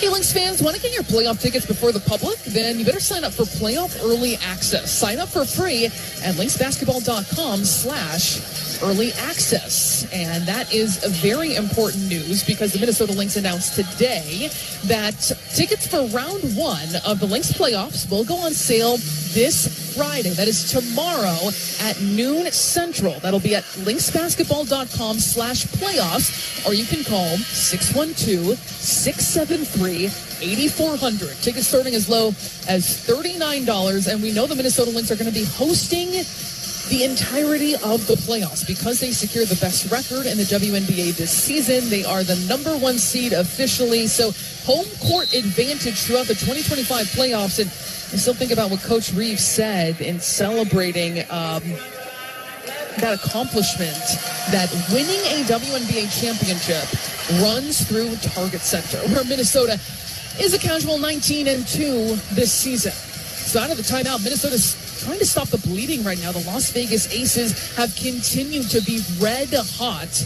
It's going to be Smith, Heidemann, Collier, Carlton, and Williams on the floor for the Minnesota Lynx exactly past the midway point of this third quarter. 63-55. Minnesota trails. Heidemann turns the corner, tries to kiss it off glass. That's no good. Didn't quite have the angle, but a good look out of timeout. But the kind of speed that Heidemann has in that matchup. 4:45 on the clock. Chelsea Gray bumping against Bridget Carlton. Carlton trying to make every single dribble hard against one of the best point guards in WNBA history. She goes to the right side of the floor, still has not passed the basketball. She's going to put it up at the elbow. That is her sweet spot. As I've said, she won't knock it down. Chelsea Gray just 2 of 8 shooting in this game. Courtney Williams off the screen from Collier, can't knock down the mid-range 2 over the outstretched arm of Asia Wilson. The ball trickles out of bounds, and it will be Aces possession. 63-55, the Aces with the lead here at T-Mobile Arena, not playing at their usual home Michelob Ultra Arena. There's a conflict there in that space, so the Aces closing out this season here at the home of the Golden Knights. 4:15 on the clock in the third quarter. Jackie Young gets it over half court against Carlton. Chelsea Gray tries to get the step against Courtney Williams. Will leave it off to Asia Wilson. And she's got 22 points in this one. Sweeps all the way across the floor. Leaves it short from the opposite block as she went nearly 160 with the ball in her hands. Heidemann has Alyssa Smith on her. Now Asia Wilson looking for a mismatch. And Nafisa Collier knocked down inside. That foul is going to go on Alyssa Smith as both of those 2 players jostling for position in the paint. 3:52 to go in this third quarter. 63-55. Minnesota trails the Las Vegas Aces. Courtney Williams with a team-high 14 points. Napheesa Collier with 12 behind her. And it will be Minnesota basketball. 15 seconds on the shot clock. Heidemann gets it into Courtney Williams, guarded by Jackie Young, a very strong physical defender trying to get free. Almost loses the basketball. Smith finds a cutting Heidemann, who is free at the rim for two. Minnesota stretched out this Aces defense. Were able to find that backdoor cut for an easy lay-in for Natisha Heidemann, who's got 6 points on 3 of 5 shooting, coming off of her first double-double of her career. 20 points, 10 assists. That was a career high, but a foul on this side is going to go on Minnesota. And that is going to be the third on Alana Smith. Smith has been excellent today, 9 points for her. And, of course, the defense she provides in a very physical front court matchup. She is guarding A'ja Wilson right now with the sideline out of bounds coming up. It'll be Dana Evans to get it in for the Aces. Minnesota trails 63-57 as Young barrels her way to the rim. Ball is tipped, quick ball movement. It's touched nearly everyone in the passing lane. Is Heidemann beating down Gray. She's got another lay-in. These last couple games, Natisha Heidemann has been a game changer. She's got 8 points on 4 for 6 shooting for the Minnesota Lynx when they are down a key role player in Dejanay Carrington, day-to-day with a shoulder injury and out tonight. Under 10 seconds to shoot for the Aces. Young has Smith on her, trying to get free. Picks up her dribble at the free throw line, kicks it out. Evans, pump fake, couple dribbles, pull up is no good, and skying for the rebound is Courtney Williams, pushing the ball up the floor. 2:45 on the clock in the third quarter is met by Young, uses a screen, the reverse pass, the pump fake by Collier, and she's fouled from behind. Very similar play that Young was originally called for that foul against Alana Smith that was overturned, where she was trying to poke it away from behind. This time, the whistle stands, no waving finger, and Minnesota trails 63-59. 2:40 to go in the third quarter. They'll have it right in front of Becky Hammond and the Aces bench. Into Smith, lining up a three. Courtney Williams, that's off target. Skying for that rebound. Bridget Carlton finding Heidemann for three, and she cans it. That is 7 straight points for Natisha Heidemann of the Minnesota Lynx, the 6th player of the year leading candidate, and Minnesota all of a sudden within one. It started with the extra effort from none other than Bridget Carlton. She hasn't scored since the first quarter, but her presence is always felt on the floor in so many different categories, where she just soared along the baseline to secure that offensive rebound. One extra pass, the aggression and confidence of Natisha Heidemann. She's got 11 points off the bench for the Minnesota Lynx. And even when you look at her coming into this game, she's 1 for 2 from 3 in this contest here today. But her last 35 attempts from long range, she's knocked down 19. She has been red hot from long range. 11 points, not to mention 4 rebounds, 2 assists, 3 steals in 16 jam-packed minutes on the floor. She's the third leading scorer for the Minnesota Lynx, led by Courtney Williams and her 14 points, and Napheesa Collier with 12, but 7 straight reeled off by the Minnesota Lynx, who had their largest deficit of this game, and that has been the key to the Minnesota Lynx this entire season. They're not at full strength today, obviously, with Dejanay Carrington, but we saw it when any number of players is out, including Napheesa Collier. That's maybe a number one when we saw this time and time again. Every single night, someone's stepping up and someone's stepping in and someone's elevating their game. Tonight, that's Natisha Heidemann, who has made a living of doing that, especially over this last home stretch of this season. Out of the timeout, 2:25 to go. Jackie Young has Williams on her, uses a screen, bounces her way into the paint, leaves it way short. It just hit the netting, and the rebound comes away to Alana Smith. Up ahead to Courtney Williams, approaching the 2-minute mark before the fourth quarter. A hard screen set by Smith. The long 2 on the way by Williams, not there. Poked out by Shepard and chased down by Natisha Heidemann. Heidemann has Wilson on her now, looking for what other mismatches there could be. She finds Alana Smith, who has Jackie Young on her. Handing it off to Courtney Williams, back to Smith, straight on. That's no good. And the long rebound taken by Dana Evans. Minnesota within one, 63-62, as Dana Evans blocked at the rim by Williams, but the follow is good by A'ja Wilson, who now has 24 points for the Las Vegas Aces. Minnesota back with the basketball again. Letitia Heidemann holding on to it, uses a screen from Smith, fires a pass inside, and Smith in a tight space, up and in for two. Letitia Heidemann has been controlling this game in the third quarter. 1:15 on the clock in the third. Wilson is going to kick it out from the free throw line. Here's Chelsea Gray. Deep three from along the baseline is no good. Courtney Williams speeding up the floor, met by Wilson. She's going to bounce it out of the paint, was looking inside. Shepard was trying to post up against Young, and she is fouled inside. But the Minnesota Lynx with possession right now, they have not led since it was 33-32 at the 5:33 mark of the second quarter. They're within one right now here in Las Vegas, 65-64. But free throws coming up right now for Jessica Shepard. But Letitia Heidemann has accounted for Minnesota's last 11 points with that last assist. She's got 3 steals, 3 assists, 5 rebounds, and she is outrunning everyone on the floor. First free throw, no good for Shepard. Another one coming up, 58.8 seconds on the clock. And Shepard goes 0 for 2 for the Minnesota Lynx. 55 seconds to go, a 1-point game here in the third quarter. Chelsea Gray, guarded by Shepard, goes to the high post. Asia Wilson facing up against Alana Smith, watching the off-ball action. Jewel Lloyd comes to set a screen for Wilson as she faces up, and a foul is called. And if that is on Alana Smith, that is number 4. And that is going to be on Alana Smith, and that is number 4 on her. So coming in with 40.1 seconds on the clock is Napheesa Collier. Collier with 12 points for Minnesota on 5 for 12 shooting. 14 seconds on the shot clock for Dana Evans and the Las Vegas Aces as she gets it in over the far sideline, not far from Aces owner Mark Davis. Wilson hands it off to Jackie Young, barrels her way inside, almost held up for a jump ball by Collier. She gets it back, a long 3 on the way by Jackie Young, and she splashes it home. The Aces shooting over 50% from 3, and they've got 8 triples. Got a 5-second difference between the shot and game clock. Now 20 seconds to go in the third. Williams dribbling it out against Jewel Lloyd, waiting for that high screen from Collier. She takes off toward the rim. Tight ropes along the baseline. Finds Shepard cutting at the perfect time. Shot clock is off. 10 seconds to go as Chelsea Gray jogs over half court. Evaluating, 4 seconds left.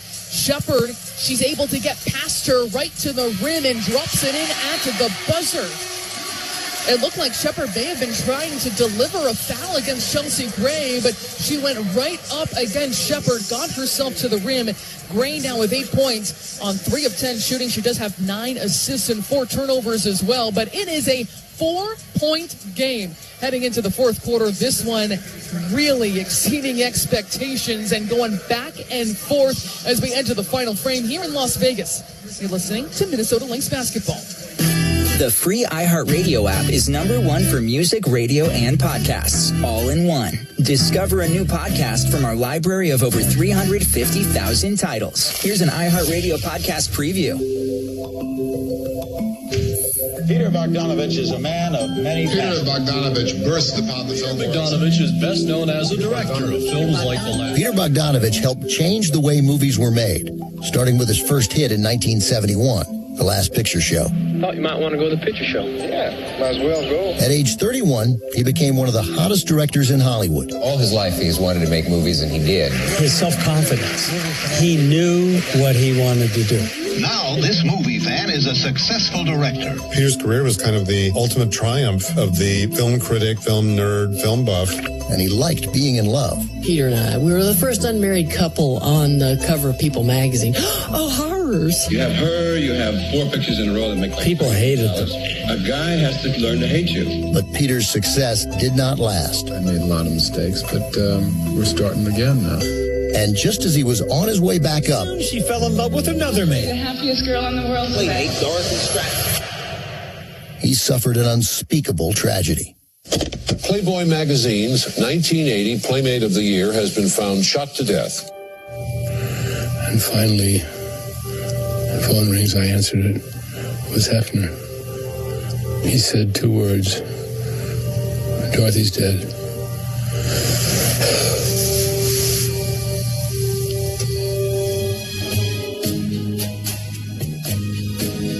I'm Ben Mankiewicz, your host for The Plot Thickens, a new podcast from Turner Classic Movies. Each season, we'll bring you an in-depth story about the movies and the people who make them. Our first season, I'm still Peter Bogdanovich. Listen and follow this podcast for free on the iHeartRadio app. #1 for music, radio, and podcasts all in one.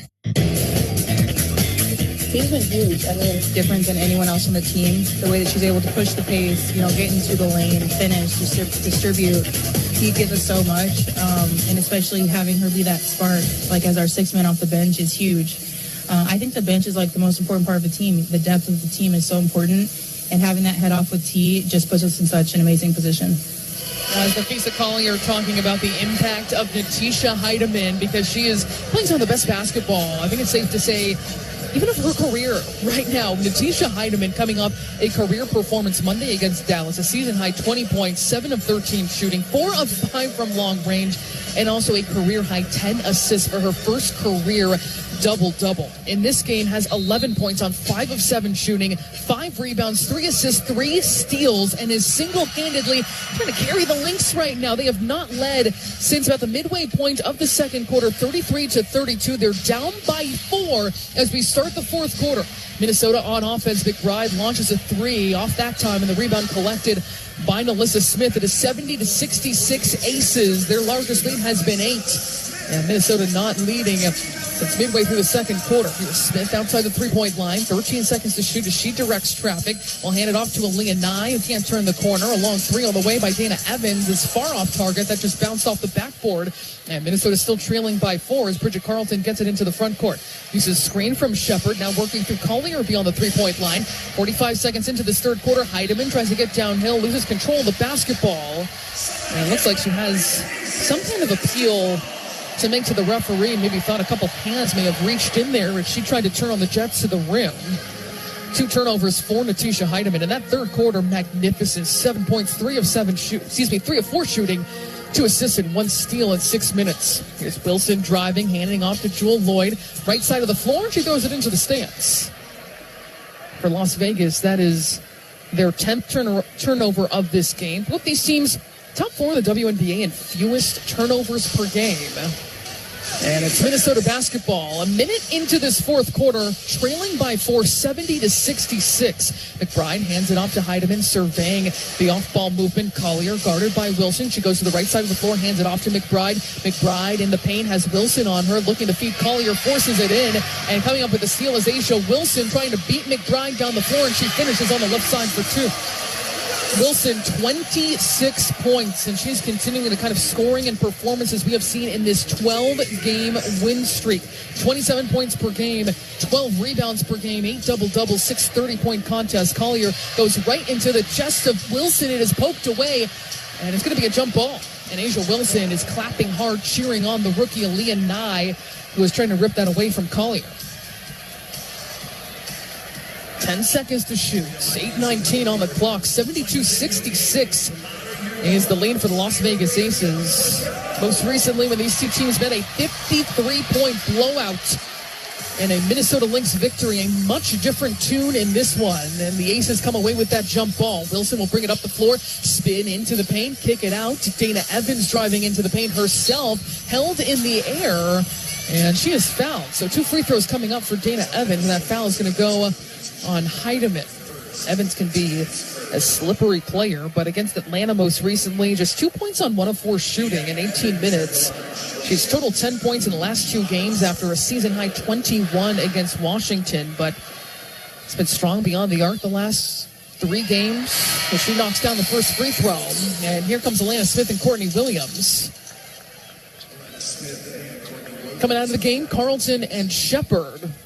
Minnesota trailing 73-66. Another free throw coming up here for Dana Evans. Lynx basketball is brought to you by U.S. Bank. U.S. Bank is proud to be the official bank of the Minnesota Lynx. Second free throw is good. It is 74-66. And Minnesota with the basketball. Collier along the three-point line hands it off to Courtney Williams, who almost loses her footing. Couple dribbles, she'll pull up. The long-range two doesn't go. And a weak side rebound for Nalissa Smith. 7:45 on the clock. And Minnesota trailing by 8 points. Smith will set a screen, then slip it, and she gets free to the rim. It happened along the baseline. That play made by Jewel Lloyd, reading Minnesota's defense, working to success. McBride steps into a three, and she's got it.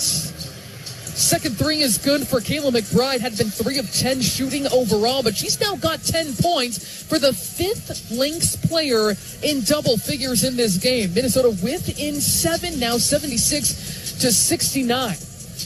Wilson with the basketball. Goes to the left side of the floor. Quick extra pass. Aaliyah Nye waiting in the corner. No good that time from long range. And ripping down the rebound is Courtney Williams battling amongst Nalissa Smith. We know she has no fear on the glass. Maneuvering around that screen from Collier. Tries to throw it inside. Poked away. She somehow gets it back. Skip past Smith for 3. That's no good. And another rebound for Nalissa Smith. Out to Asia Wilson. Bringing the ball up the floor. Going to the right side of the floor now. 6:46 to go. 76-69. Minnesota trails. Taking up her dribble is Evans. Nalissa Smith gives a look inside. Evans is going to take off into the paint, but broken up, stolen by Natisha Heidemann. That is her 4th steal of this game. Up ahead now, Alana Smith, the reverse. A dazzling finish by Alana Smith, sprinting the floor. The perfect pass comes her way, and she puts it through for 2. Minnesota within 5, 76-71. It's a beautiful pass by Natisha Heidemann. And on the other side, Nalissa Smith is going to knock it down from the elbow. A response there by the Las Vegas Aces. Minnesota trails 78-71, having to dig deep here on the road, looking to complete this sweep and end the Aces' 12-game win streak, longest in the W this season. 3 on the way, no good by Nafisa Collier. Collier today 1 of 3 shooting from long range, 12.6 rebounds, 3 assists as well. Asia Wilson, long 3, the trailer, she's got it. And she is fired up, has a snarl on her face as a timeout is called. 5:38 on the clock. Minnesota, their largest deficit of this game at 10 points, 81-71. And Asia Wilson has exploded for 29 points on 11 of 14 shooting. We're going to step aside here in the 4th quarter. More coming your way on the Minnesota Lynx Radio Network.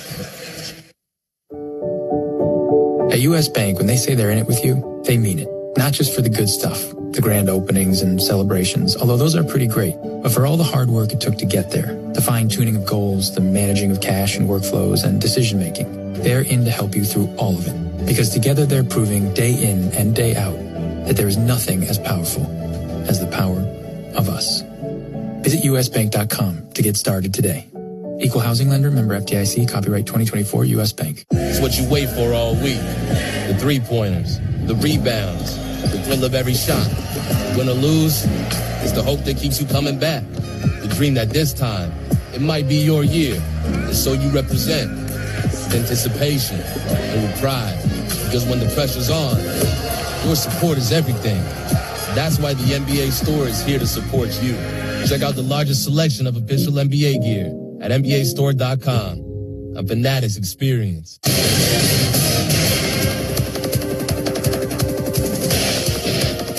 Alex Leibel with you in our WNBA Tonight studios from the Target Center for one more scoreboard update. Only 2 other contests going on across the WNBA today. The Phoenix Mercury, where one of them coming on to a matchup in the nation's capital against the Washington Mystics. They come out with a 6-point win, 75-69, behind 18 points from Kalia Copper, a 12-point, 11-rebound, 9-assist performance from Alyssa Thomas. She keeps on flirting with the triple-double. The Mercury have now won 6 straight games, and with that win, they jump a half game ahead of the Aces for 3rd place in the WNBA standings, tied on record with the Atlanta Dream. But the Dream are in second thanks to the matchup tiebreaker. And the other contest going on has just wrapped up the 3rd quarter. The Dallas Wings are up 4 points over the Golden State Valkyries, 62-58. If the Valkyries can come back and win, they will clinch a spot in the WNBA playoffs. Some other news going on around the WNBA. The Indiana Fever have announced that their star Caitlin Clark has been ruled out for the remainder of the season with a groin and ankle injury, including any playoff games the Indiana Fever may play in. They are currently locked in as the 8th seed, a game and a half ahead of the 9th place Los Angeles Sparks.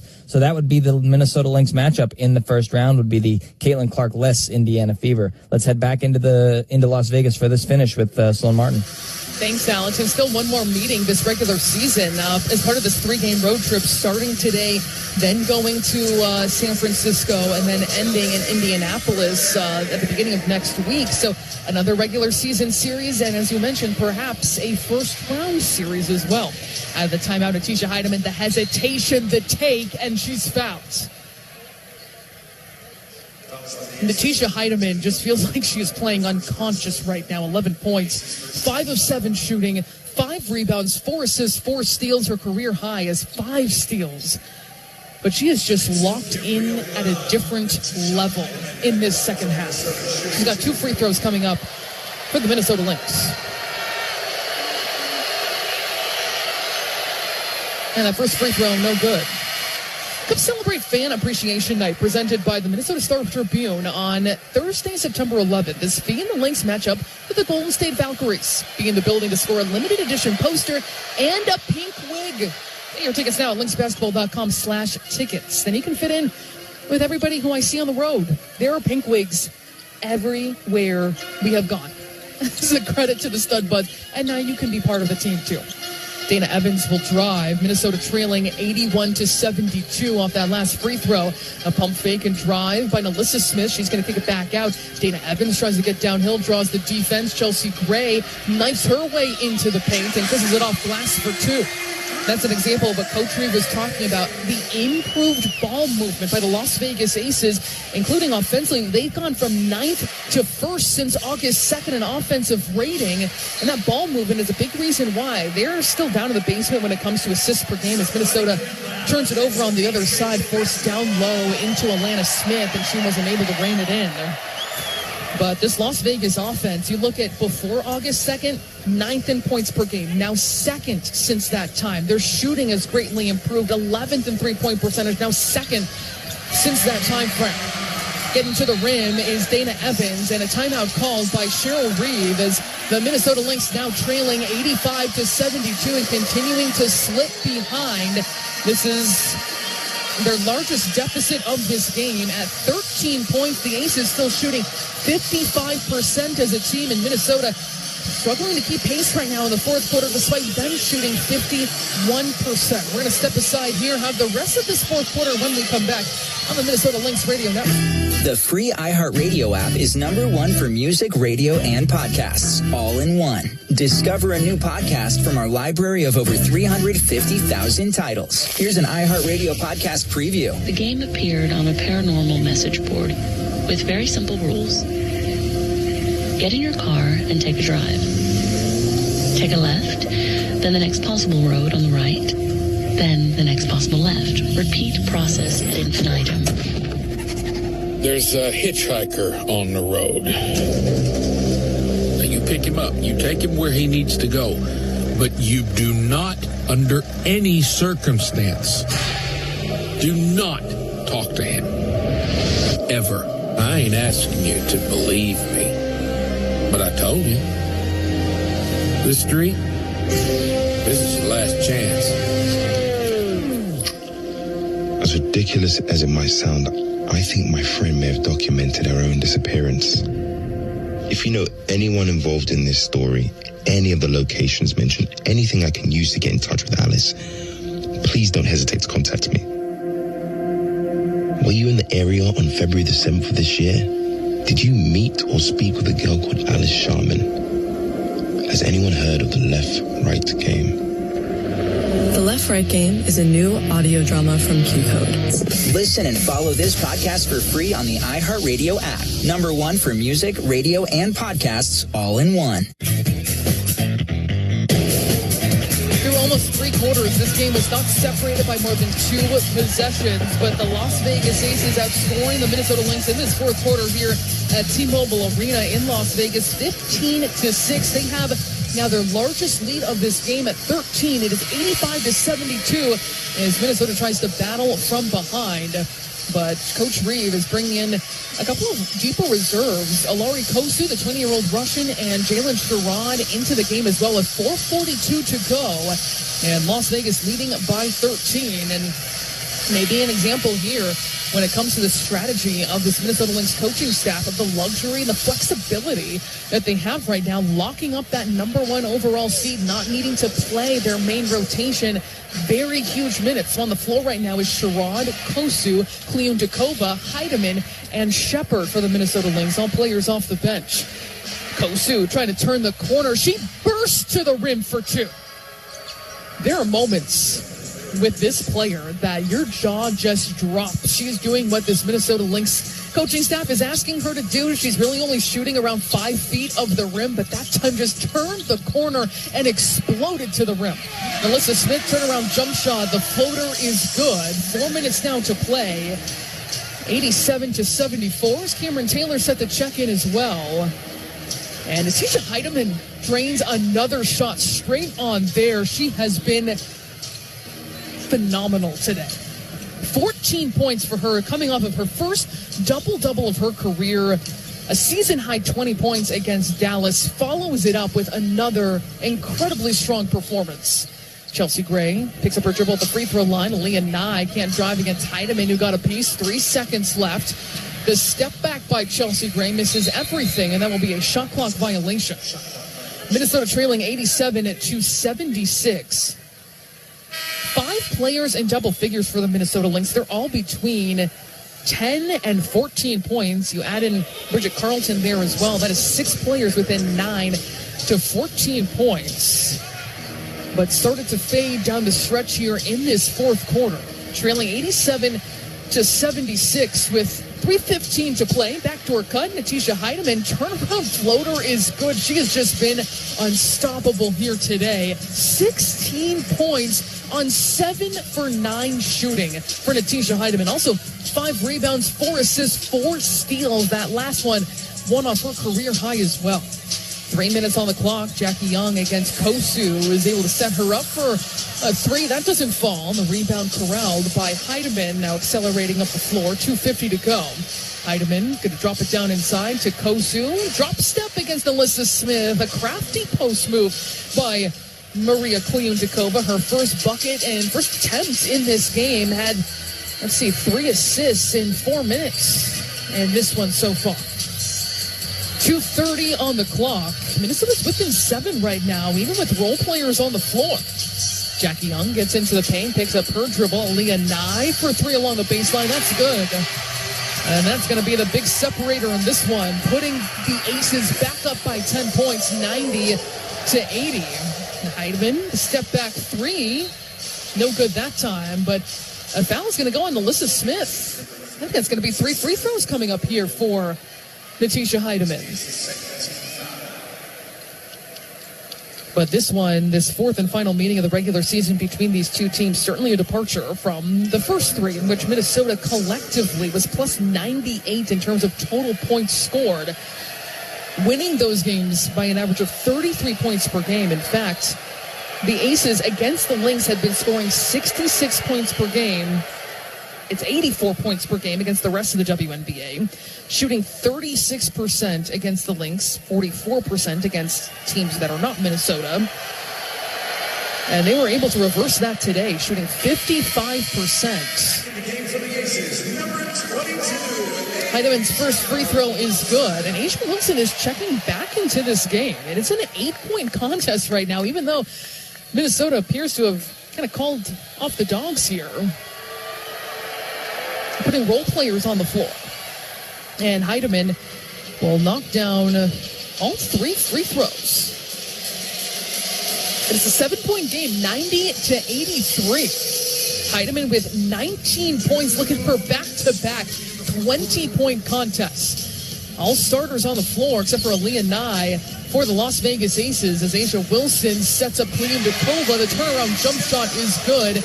And that is going to give A'ja 31 points on 12 for 16 shooting. Here is Heidemann launching and canning a 3.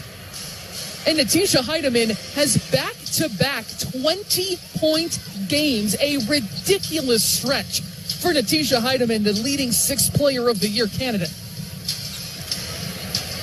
Another three on the way for the Aces. That is good, and that is their 11th three of this game. 1:25 to go. Minnesota trails 95-86. Made things interesting as Kliundakova misses and then is blocked by Nye, but it looks like a foul is going to go on Nye. And Chelsea Gray looks like she's kind of chewing out her teammates in the huddle here, maybe wanting to finish crisper than that. 1:20 to go in this contest. Minnesota's trailing 95-86.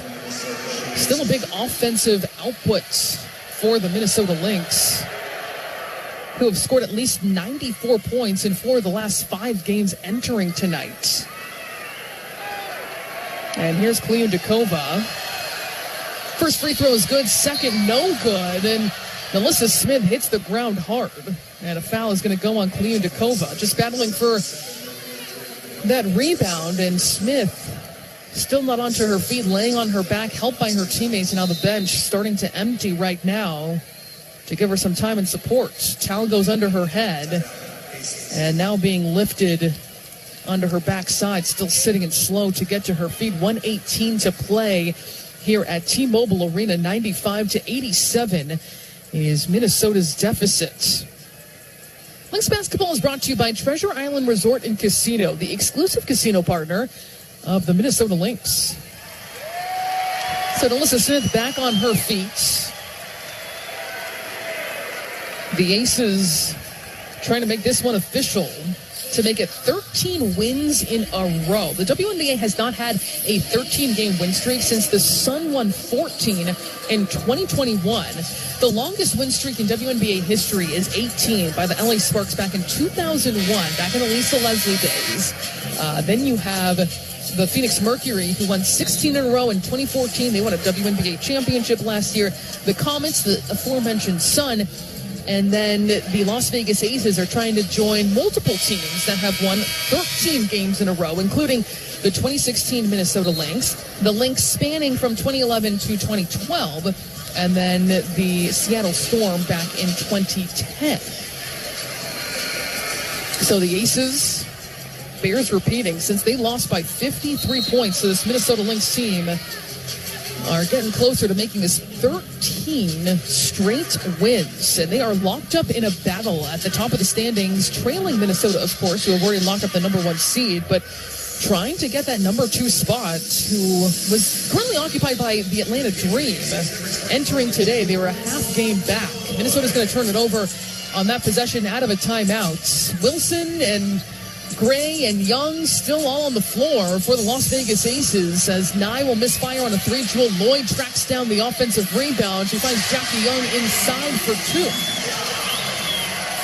97-87 is the lead for the Las Vegas Aces, looking to improve to 15-5 at home, although this is an adopted home, playing here at T-Mobile Arena instead of Michelob Ultra Arena, attached to the Mandalay Bay Casino. Jalen Sharon tries to take off to the rim, blocked by Wilson. Now 40 seconds to go. Still all main starters on the floor. Jewel Lloyd, including her in that group. She plays 27 minutes per game. And the crowd on their feet here in Las Vegas. And they're going to dribble out this possession. Chelsea Gray takes off into the paint, leaves it for Jewel Lloyd. Step back 3 on the way. That's no good. And the rebound secured by Cameron Taylor. Shot clock is off now, 15 seconds to go, and Natisha Heidemann is going to dribble it out. Reeve and Hammond meet at half court. Those two women have the top 2 win percentages of active coaches in the WNBA, and it is official here. Minnesota drops its 9th game of the season by a final score of 97-87. The Las Vegas Aces avoid a sweep, and they extend their winning streak, the longest in the WNBA this season, and one of the longest in WNBA history, to 13 games with this victory over the number 1 Minnesota Lynx. We're going to have our our post-game show up next on the Lynx Radio Network. When we come back, we'll see if we can drop into any post-game press conferences here from T-Mobile Arena, get some thoughts on this loss. Minnesota drops to 32-9 and 13-7 away from Target Center. We'll talk about this one and go over it all when we come back on the Minnesota Lynx Radio Network. The free iHeartRadio app is #1 for music, radio, and podcasts, all in one. Discover a new podcast from our library of over 350,000 titles. Here's an iHeartRadio podcast preview. Coming around the corner, there was heavy smoke blowing across the road, and as we stopped, my captain knew the resident.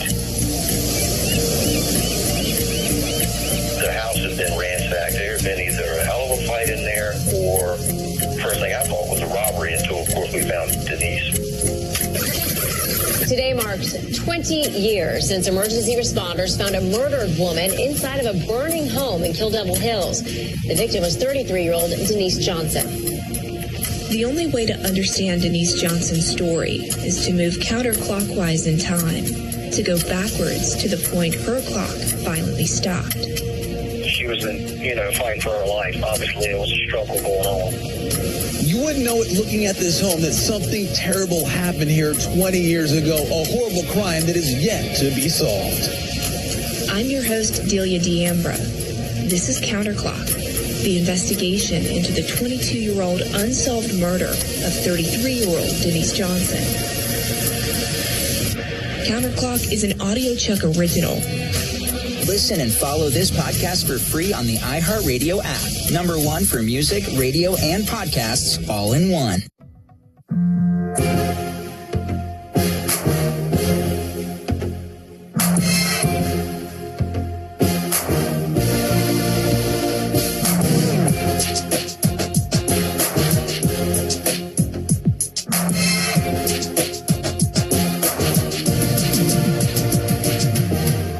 Here is Heidemann launching and canning a three. And Natisha Heidemann has back-to-back 20-point games, a ridiculous stretch for Natisha Heidemann, the leading sixth player of the year candidate. On tonight's Mayo Clinic moment of excellence at Mayo Clinic, we're doing what's never been done. This was a standout game for Natisha Heidemann. You heard me say there, back-to-back 20-point performances. She was setting again a new season high in back-to-back games, had 20 points against Dallas, now 22 against the Las Vegas Aces. But the Minnesota Lynx come up with their 9th loss of the season. They drop to 32-9. The final score here at T-Mobile Arena in Las Vegas, 97-87. Sloan Martin back with you here for this Minnesota Lynx Radio Network post-game show. The Lynx with their 9th loss of the season. The Las Vegas Aces stave off a sweep. Minnesota had won 6 in a row in this matchup. They were trying to get that first 4-game sweep since 2015, back when they were in San Antonio. But the Las Vegas Aces extend their win streak to now 13 games as we go over this one. And it was overall, at least in the beginning, in the first half, an exciting back-and-forth game. Incredible intensity, incredible pace between these two teams. When we look at the first quarter, it was a 2-point game. The Aces with the lead, 26-24. Neither team was separated by more than 5 points in the game. So at that point, A'ja Wilson put up 10 points in that first quarter, and you could kind of feel like what was setting in because of the torrid stretch that she has been putting up in the WNBA this season, including this 12-game winning streak, which, by the way, started immediately after the Minnesota Lynx beat them by 53 points, the largest margin of victory on the road in WNBA history, the second overall largest margin of victory in the league's history as well. And over that 12-game winning streak, came into tonight averaging 27 points per game on 50% shooting, 12.4 rebounds per game, 8 double-doubles, 6 30-point games. So it was portending what she would eventually do in this game with that 10-point first quarter performance. Started 5 for 5 from the floor, and it was really her mid-range, those turnaround jumpers, which she's very smooth, very adept with doing. Minnesota had 4 turnovers, leading to 7 points for the Las Vegas Aces in that first quarter, but they shot 59%, 10 for 17. The fact that they were trailing just shows you how scorching both of these teams were to start. The Aces in that first quarter, 12 for 19 shooting from the floor. This blistering pace continued into that second quarter. It was just a 1-point difference between the two. The Aces with the edge, 21-20 in that second frame. But at halftime, there had been 7 lead changes and 4 ties. Minnesota would lead 33-32 with 5:33 to go in the second quarter, and that would be their last lead of this game, even though it was so back and forth to begin this contest. At halftime, A'ja Wilson had 17 points on 7 of 9 shooting. Incredibly difficult to stop in that first half. Jackie Young had 12 points, and both Wilson and Young in that first half combined to shoot 12 for 16 overall. The rest of the Las Vegas Aces were a much more mild 36% shooting. So Minnesota was able to keep multiple players in check, but it was the combination of Young and Wilson that was incredibly red hot in this game. At the half for Minnesota, you had all 5 starters between 7 and 9 points. Bridget Carleton was really strong in that first quarter. She started out this game 3 of 3 shooting in that first frame, did not score in the rest of the game, but it really set the tone for the Lynx, who knew that this Aces team was going to come out mad. They were going to come out hot and intense, knowing that they did not want to sweep this or get swept by the Minnesota Lynx, and remembering what that last loss was, that 53-point demolishing by the Minnesota Lynx. And head coach Becky Hammon told media before this game, she said, "This is not a revenge game. For us, this is a, quote, chance to make it right. They have to go out and earn it just like we have to go out and earn it. Those points don't carry over." But you have to imagine there was at least some kind of memory for the Las Vegas Aces in attacking this team and the aggression that they brought, particularly in that first half. So we move on to the third quarter, and that's when we started to still again see the back and forth. We saw another tie in that third quarter, but the Aces were able to maintain that slim advantage. These teams were not separated by more than 2 possessions for nearly 3 quarters of this entire game. After the third quarter, Minnesota was still shooting 53%. The Aces shooting 52%, including over 50% from 3, 8 of 15 overall. But Minnesota was still not able to get over that hump. They made multiple runs. They got within 3 at different times. I'm thinking about Natisha Heideman's third quarter, where in 6 minutes on the court, she had 7 minutes on 3 of 4 shooting, 2 assists, and 1 steal. She brought Minnesota within 1 after they had their largest deficit to that point of the game, which was 8 points, and she was carrying Minnesota on her back. There was a stretch in that third quarter where Natisha Heideman accounted for 11 straight Minnesota points, including points and assists coming from her hand. It was a tremendous stretch, and it felt like the Lynx were right back in this battle. But started to slow down in that fourth quarter. The Lynx were outscored in the final frame 27-21. The Aces were able to build a lead as large as 13 points, and then Coach Reeve, knowing the kind of flexibility that they have, already locking up that number 1 seed, knowing that you don't need to really hammer those starters in terms of minutes. Of course, you want to win this game. That's something that Coach Reeve was asked about pretty immediately after they wrapped up that number 1 seed, about how you approach this time, how you manage minutes and different lineups. And she said, this group, the way that they're wired, is always going to want to win. But when you look at the final box score, not a single starter exceeded 30 minutes on the floor in this game. And that seems like something we can expect from the Lynx down this stretch, still with 4 games left in this regular season. The final score, 97-87. The Aces with the victory over the Minnesota Lynx, their first of this season. We're going to pause here for a moment, though, and allow our stations to identify. The Wolves play here on the Timberwolves channel on iHeartRadio.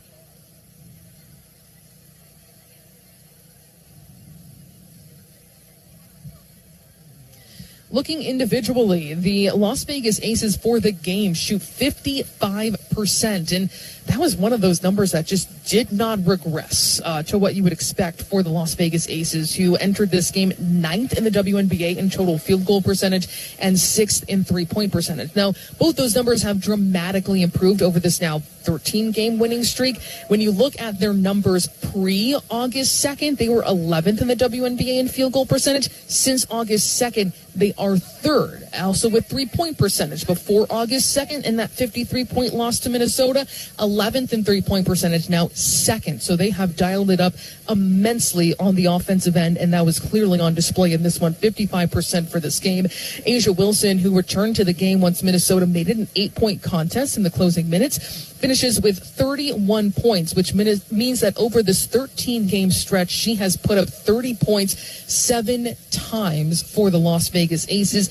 12 of 15 shooting, 6 of 7 from the free throw line, 8 rebounds, and 2 block shots for her. Also a 20-point game from Jackie Young, coming off of her second triple-double of this season. That is second only to Alyssa Thomas in that particular category. 8 for 12 shooting for Jackie Young. Also in double figures, Chelsea Gray with 13, but 5 of 13 shooting.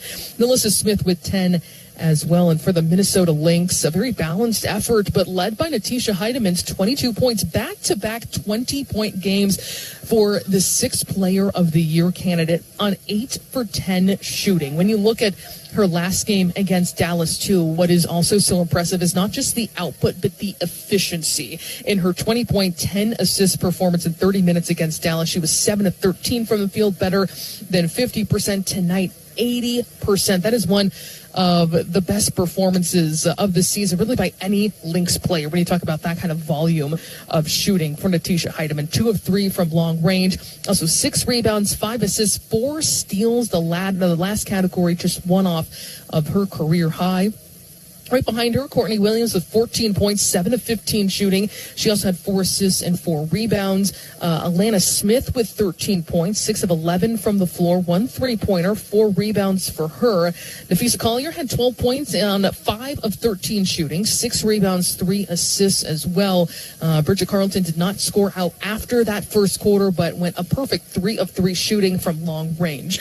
Minnesota shoots 54% from the floor, knocked down 9 threes, but the Las Vegas Aces bettered them, knocking down 11 from beyond the arc. The final here, 97-87 for Minnesota to drop to 32-9 this season. All right, Alex and I are going to be about to wrap things up when we return on the Lynx Radio Network. Looking to shoot your shot and score big, all while giving back to your community? Pilot Games is bringing entertainment with exciting electronic pull tabs to bars and restaurants across Minnesota. Every play is a shot at a jackpot and an assist to a local charity. It's entertainment with a purpose. So next time you're out, look for Pilot Games. Big wins, local impact, nothing but net. Learn more at pilotgames.com. It's what you wait for all week. The three-pointers, the rebounds, the thrill of every shot. Win or lose, it's the hope that keeps you coming back. The dream that this time, it might be your year. And so you represent with anticipation and with pride. Because when the pressure's on, your support is everything. That's why the NBA store is here to support you. Check out the largest selection of official NBA gear at NBAstore.com. A Fanatics experience.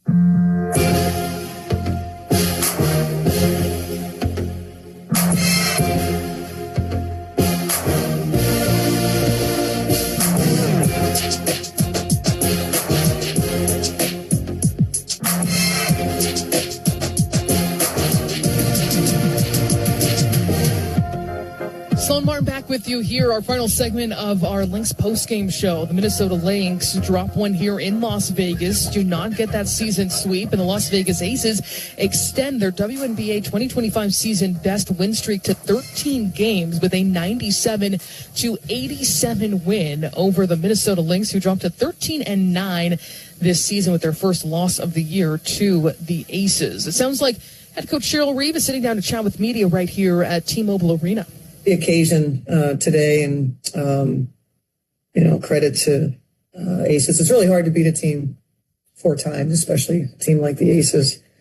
But I didn't think we really helped ourselves with our effort on the defensive end. We were pretty pedestrian in that space. So those are my first impressions. We saw a bunch of clips at halftime that were below average. Sometimes it was effort. Other times it was focus. It's just not who we expect to be each time we play. Thank you. You're welcome. We'll go to Andrew. Hi, Coach. You kind of mentioned it a little bit, but just defensively, how much of it was, what the Aces were doing that gave you guys kind of problems versus the team's overall, like you said, effort? Yeah, I mean, there's no question that Aces have good players and they're obviously well coached. So what they do is hard. They spread you out a little bit, and for Olympians, good players. But I just didn't think, the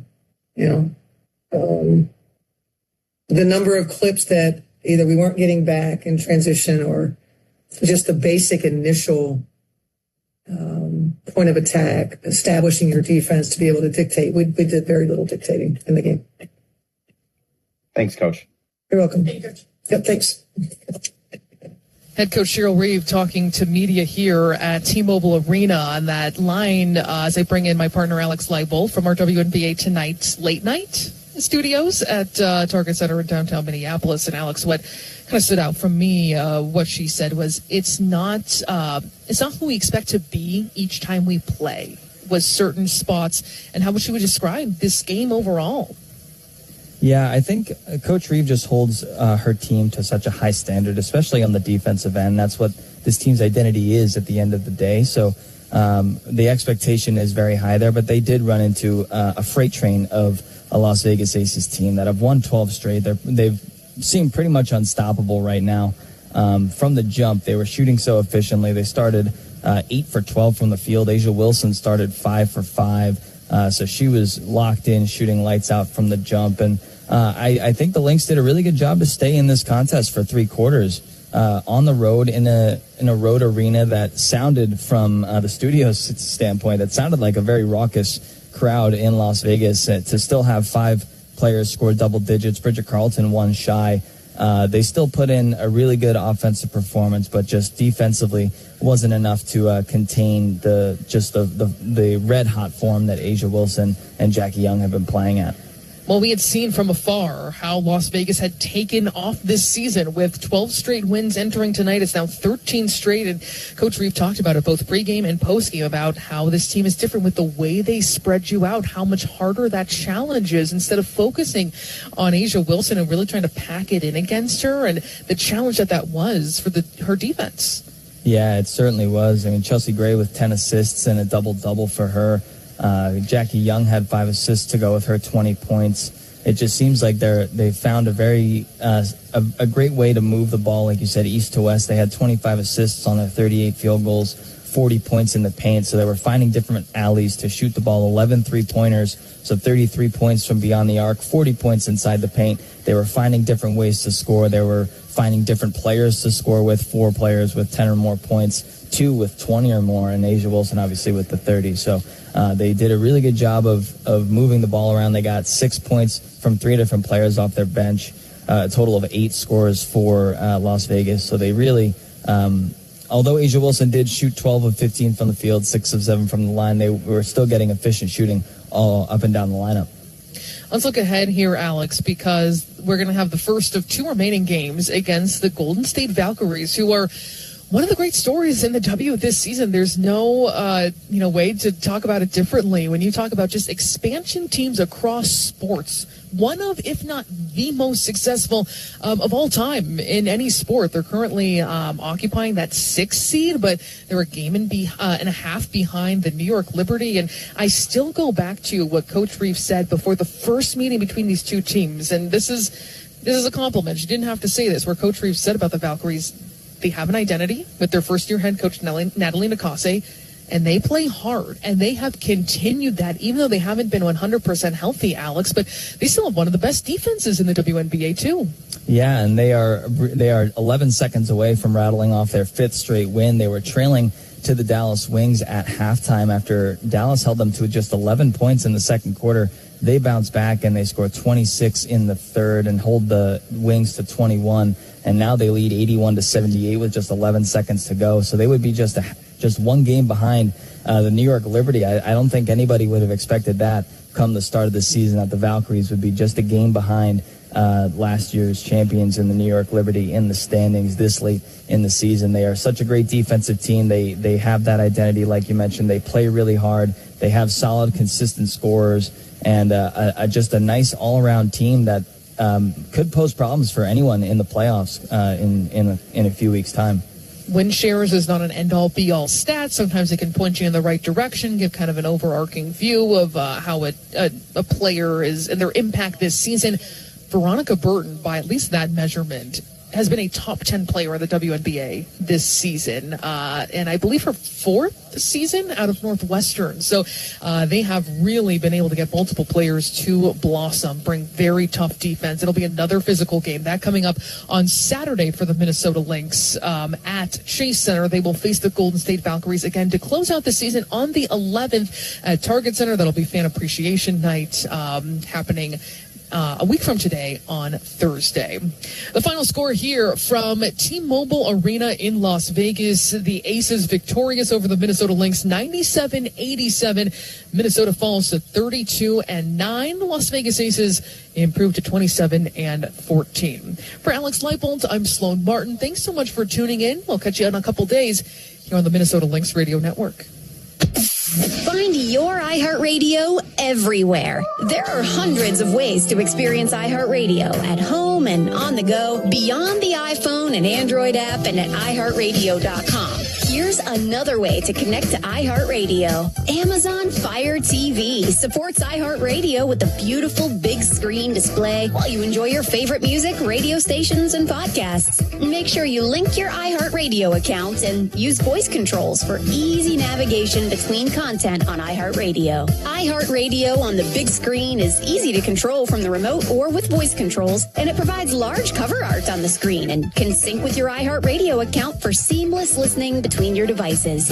Your iHeartRadio music, radio stations, and podcasts now on your big screen TV with Amazon Fire TV and the Fire Cube. Check it out for free now. iHeartRadio. Anywhere you want to listen, iHeartRadio is there. You've been listening to Lynx Basketball, brought to you by U.S. Bank, an official partner of the Minnesota Lynx, equal housing lender, member FDIC, and by Mayo Clinic. You know where to go. This has been a presentation of the Lynx Radio Network. It's going to be very difficult. Before the first play, an all-pro defensive tackle, one of the top 5 defensive tackles in the game, gets thrown out for spitting at Dak Prescott, and that changes everything. It changes everything as far as what the Cowboys think they can accomplish, because you're taking one of the best players, probably the best player defensively they have. You're taking him off the field, and now you can run the football a little bit more than you think. The Cowboys have run for 120 yards so far in this game, so they run the football more than they expected to. Dak is moving the football up and down the field more. The first half was terrific. Yeah, just had a CD drop that would have been 35, 40 yards. I mean, the Cowboys have been playing extremely well, and a game that the Eagles should probably have won by many more points, and they're trying to hold on to win now. This has become a game. All of this breakdown, and it goes out the window. Yeah, because I mean, I like the Carter plus the 8.5, Prescott but before the play. Like all the script, just like even their script. Think about Schottenheimer. It's like, hey, that script. Look at that first drive. It's like, that script didn't exist. Hey, we were able to run. Hey, put in a run play. Put in a run play. They just kicked him out. I mean, everything we talked about this game goes out the window because that happens before the first play from scrimmage. Like, that's just, you look at that and go, man. Again, and I go back, Jay Glazer, certain things people say stick with me and always stick with me in the course of my life. Just certain things. And Jay Glazer, all this stuff, when he stopped by after the game is over with us, like he normally does, is that when Jay says the NFL, the greatest reality show in the history of the world, right? Like all the reality shows we have now, they're on the People Watch, doesn't matter. The NFL is the greatest reality show on the planet. In season, off season, drama, in game, outside of game. Nothing is better than what the NFL has. And clearly that's it, because all of a sudden, here we are, we're spending time with the defending Super Bowl champion and the Dallas Cowboys, who we couldn't get enough of the last week because of that stupid-ass Micah Parsons trade, and we're talking about two guys spitting at each other. Like that, come on, man. Like that's it. Like people say, oh, the NFL. No, that's great, man. This is what makes the NFL different. We're not getting this in any other sport. You got to go all the way back to Roberto Alomar spitting an umpire in Major League Baseball for that to happen. That was almost 30 years ago. I mean, come on, man.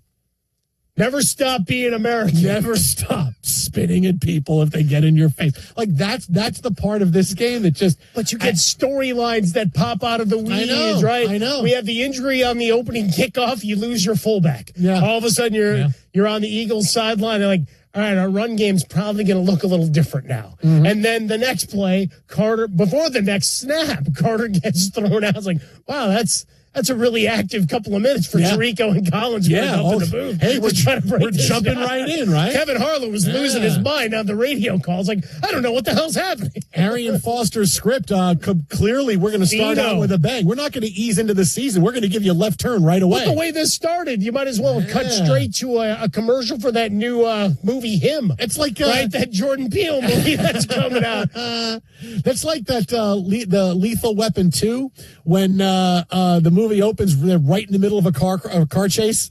Like they're already going, whoa, it's like that's how this season started. Hey, we have a huge deal right before the first play. Right before the first play, we have a huge deal. And now, speaking of huge deals, the Cowboys with the football facing a 4th and 3 near midfield, go for it on 4th down. And Dak throws a go route to CeeDee Lamb, who lines up in the slot. He's got Cooper DeJean on him. And it looks like maybe there's contact. It looks like he gets a hand out there, but I think the swipe of his arm looked a little bit worse than it was. No flag is thrown. CD could have gotten the ball. It was a little out in front of him, but a catchable ball. He extended his way, and it looked like it was catchable, except he doesn't. There's not a huge hubbub for a flag from the Dallas Cowboys. Again, I think it looked worse the first time because you see DeJean reach with his arm and CD kind of goes down. But he gets a little bit misdirected body-wise, but he still has a full chance to make a play. So I guess that's why you don't throw the flag. I think that's a good non-call is, seeing it the second time. Like certainly the first time it looks like a penalty, right? Naked eye, you see his arm come out. Maybe he grabbed him and CD Lamb extends for the ball. Okay, so he knocked him down. But you see the replay and he's going out and it's there and he just doesn't get it. And that's they're showing the second one. Big drop that he has had in the second half. I mean, it's a full extension for him, but it's not like the ball is off his fingertips. Like he is able to almost reel it in. Yeah, two times on that same big drive. drop by CeeDee Lamb. And I mean, it's a good non-call. And now the Eagles have the football. The Cowboys still have a couple of timeouts left. So if the Eagles can't get a first down here, Dallas looks like they will get the football back with a decent amount of time. Remember, they got to go the length of the field, being down 24-20. Good job on first down. Barkley trying to stretch it. Good open field tackle to get it done. So now on the second down play, is that an A.J. Brown sighting? Wow, A.J. Brown caught a pass. Breaking news, A.J. Brown caught a pass. Breaking news. Does Monty have that? A.J. Brown caught a pass. Monty, do you have this? A.J. Brown caught a pass. What are the details? Breaking news. I like that Tysher played all of the sounders at once. Just started mashing buttons. That was funny as hell. He just played all the sounders at once. That is the first catch of the night for A.J. Brown. That is catch number 1, and it now sets up the Eagles with a 3rd and 3. First down here will clinch the game for them. 4th down, they'll be punting the ball back to the Cowboys. But, wow, how about that? He got that 8-yard catch. How about and that? And everywhere fantasy owners, at least I didn't get skunked. I think a lot of fantasy owners say, well, I'd rather he's going to suck that much. Give me 0 so I can really stare at that and get mad. Hey, that 1.8 points in a PPR might matter. I'm getting mad at that one. Salty. If you're in a guillotine league, that 1.8 points might matter. No, Jason, I'm mad at you. Why are you mad at me? Because I had a great bit for this whole spit play-by-play, but she didn't even go to the sound. What? Oh, okay. So now you don't get it. I didn't know you. No, you're not supposed to know. We have an hour and 45 minutes left of the show. What do you mean you're done? What are you talking about? Ben Maller's next. Wait, we've been dismissed? You can say. Speaking of being done, it looks like that's the game on a 3rd and 3. Jalen Hurts back to pass. Doesn't see what he likes downfield, scrambles for a first down, looks like he's going to get hit well short of the first down, but he cuts back to the inside of the field and is able to get the yardage for the first down. So the Eagles look like they're going to win this game. Cowboys have one timeout left, $1:45 left to go. Jalen Hurts making the game-saving play. I mean, a phenomenal play by him, right? He sees the linebacker is coming in on him, and he makes that cut back, and he safely gets the first down by a couple of yards. Nick Sirianni's got his fist in the air and fingers going forward, and the Eagles look like they're going to hold on and win this game 24-20. Yeah, that's the tale of this game. I mean, Hurts did that a number of times in the first half, and when they needed it most, there wasn't a number 11 on the Cowboys side to try to chase him down. A pass rusher. Could have used Micah Parsons on that play. Because they sure as hell didn't stop the run or keep them from getting anything up the gut over the course of the night. But alas, for the Cowboys. But you know what? Unless something really crazy happens, you're +7, +7.5, +8, +8.5. You're cashing tickets tonight. But hey, here's the whole thing. Like Jerry Jones, they made that move. They needed to stop the run. They did. They needed to stop the run. It's good they didn't have Micah Parsons for that play. Well, look, the Eagles have only run for 160 yards tonight. And CeeDee Lamb is sitting on the sideline right now, pointing to himself, saying, my fault, not coming down with that pass. The Eagles are kneeling on the football now. They're going to win this thing 24-20. And believe it or not, now the fun really starts. Because we're going to be talking about Spitgate. We're going to be talking about Micah Parsons not being there. We're going to hear from Jerry Jones. We're going to hear from Dak Prescott, Nick Sirianni, CeeDee Lamb. Oh, the fun is just beginning. Wow. Eagles win it 24-20, but Must Listen Radio the rest of the way is here. Jason and Mike, Fox Sports Radio. Okay, let's get started. Ben Maller. If you're looking for a new way to hire and manage your workforce, Express Employment Professionals makes it easy. Forget about posting jobs, sifting through resumes, being ghosted, and interviews with unqualified applicants. Move up to the pros with ExpressPros.com. Express is your full-service workforce solution, connecting you with top talent fast. Every day, Express recruits and screens a variety of workers in your area, so when it's time to hire, they have the talent you need ready to go to work. A contract workforce through Express can help you manage contingent labor costs and provide the people you need to meet current demands. And if you need full-time employees, Express can recruit for you. Express Employment Professionals helps tens of thousands of companies find workers, saving business time and increasing flexibility. Find your nearest location at expresspros.com. Each of the 870 Express locations are locally owned and operated, backed by the support and international headquarters. Listen, you know hiring is stressful? Stop the hassle. Partner with Express. Go to expresspros.com to find the location near you. That's expresspros.com. Welcome back, man. The NFL is back. And we're talking about it. This is what Pittsburgh does. I mean, Mike Tomlin, that fastball at 92 now? We're covering it. You know what time it is. Hey, just like practice. Follow your NFL coverage right here on Fox Sports Radio. Football's back. You hear that? That's Mike sleeping soundly on a Sunday night. That's because Mike was smart this time. He took ZzzQuil Ultra to fall asleep fast, stay asleep longer, and get the deeply restorative sleep he needs. So now he wakes up refreshed and ready to conquer Mondays. Let's do this Monday. ZzzQuil Ultra. Not for colds, just for sleep. Really great sleep. Use as directed. Keep out of reach of children. It's time. Time for the pro to get everything for the entire job, all from one partner. To get access to over 3 million products, including many products you won't find in our stores. It's time to get delivery on your schedule or next day on over 50,000 products. And time to get dedicated support on the job site or in our stores. From ordering to planning, we've got you. One partner, any job, all in. Ask about all we can now do at the Pro Desk. The Home Depot Pro, it's about time. I'm still going for it, even with higher stroke risk from atrial fibrillation, an irregular heartbeat not caused by a heart valve problem. Over a 3-year study, Eliquis apixaban tablets reduced stroke risk better than warfarin, and over 97% of Eliquis patients did not experience a stroke. A first stroke occurred in 2.9% of warfarin patients versus 2.3% of Eliquis patients. Don't stop prescription Eliquis without asking your doctor. Stroke risk may increase. Eliquis can cause serious and potentially fatal bleeding. Don't take if you have an artificial heart valve, abnormal bleeding, or antiphospholipid syndrome. While taking, you may bruise more easily or bleed longer. A spinal injection increases blood clot risk, which may cause paralysis. Get medical help right away for unexpected bleeding or bruising, or back pain, tingling, numbness, muscle weakness, or incontinence. Aspirin products, NSAIDs, SSRIs, SNRIs, and blood thinners increase bleeding risk. Tell your doctor about planned medical or dental procedures. Learn more at Eliquis.com or call 1-855-ELIQUIS. The free iHeartRadio app has over 100 original stations waiting for you to explore right now, like 24/7 comedy. Men don't settle down. We surrender. Women, we never express the emotions we're actually feeling, right? I'm fine means I'm about to stab you in the neck. Clips from today's top comedians and the greatest of all time. Donut hole. If you want a donut, have a donut. Why are you eating the hole? When you need a laugh, just open the free iHeartRadio app and search comedy. You can actually change the station. iHeartRadio. Free never sounded so good. The Rocket Man has landed on iHeartRadio.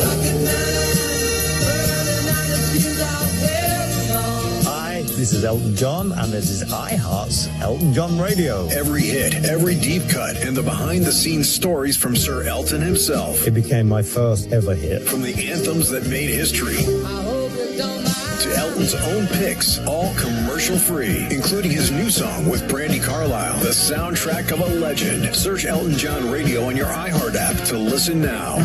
The free iHeartRadio app is #1 for music, radio, and podcasts, all in one. Discover a new podcast from our library of over 350,000 titles. Here's an iHeartRadio podcast preview. Welcome to the Criminalia podcast. I'm Holly Fry. And I'm Maria Tremarchi. And together we're exploring the margins of history, and specifically at the intersection of history and true crime.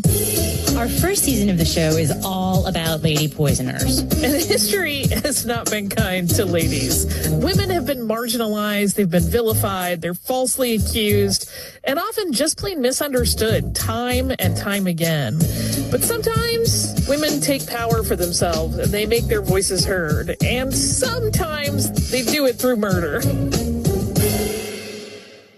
So poison's often been called a woman's weapon. And that's despite the fact that roughly 2/3 of the poisonings committed throughout history have been the work of men. So Maria and I wanted to get our hands dirty and dig in and start looking at these women accused of using poison for nefarious means and try to figure out their motivations and see what patterns develop.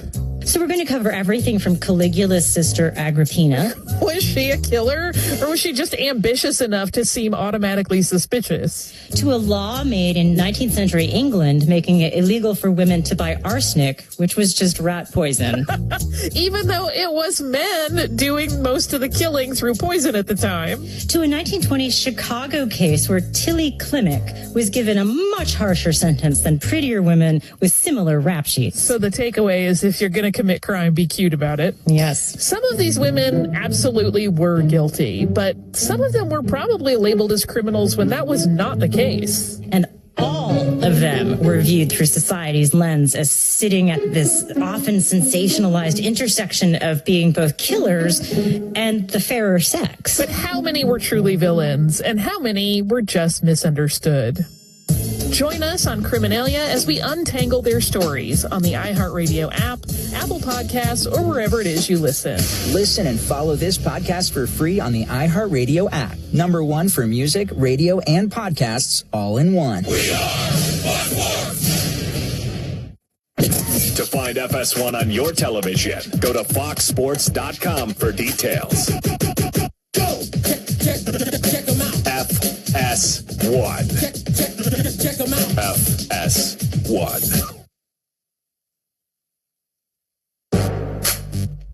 Ladies and gentlemen. Fox Sports Radio. Is it Jazzy Fizzle?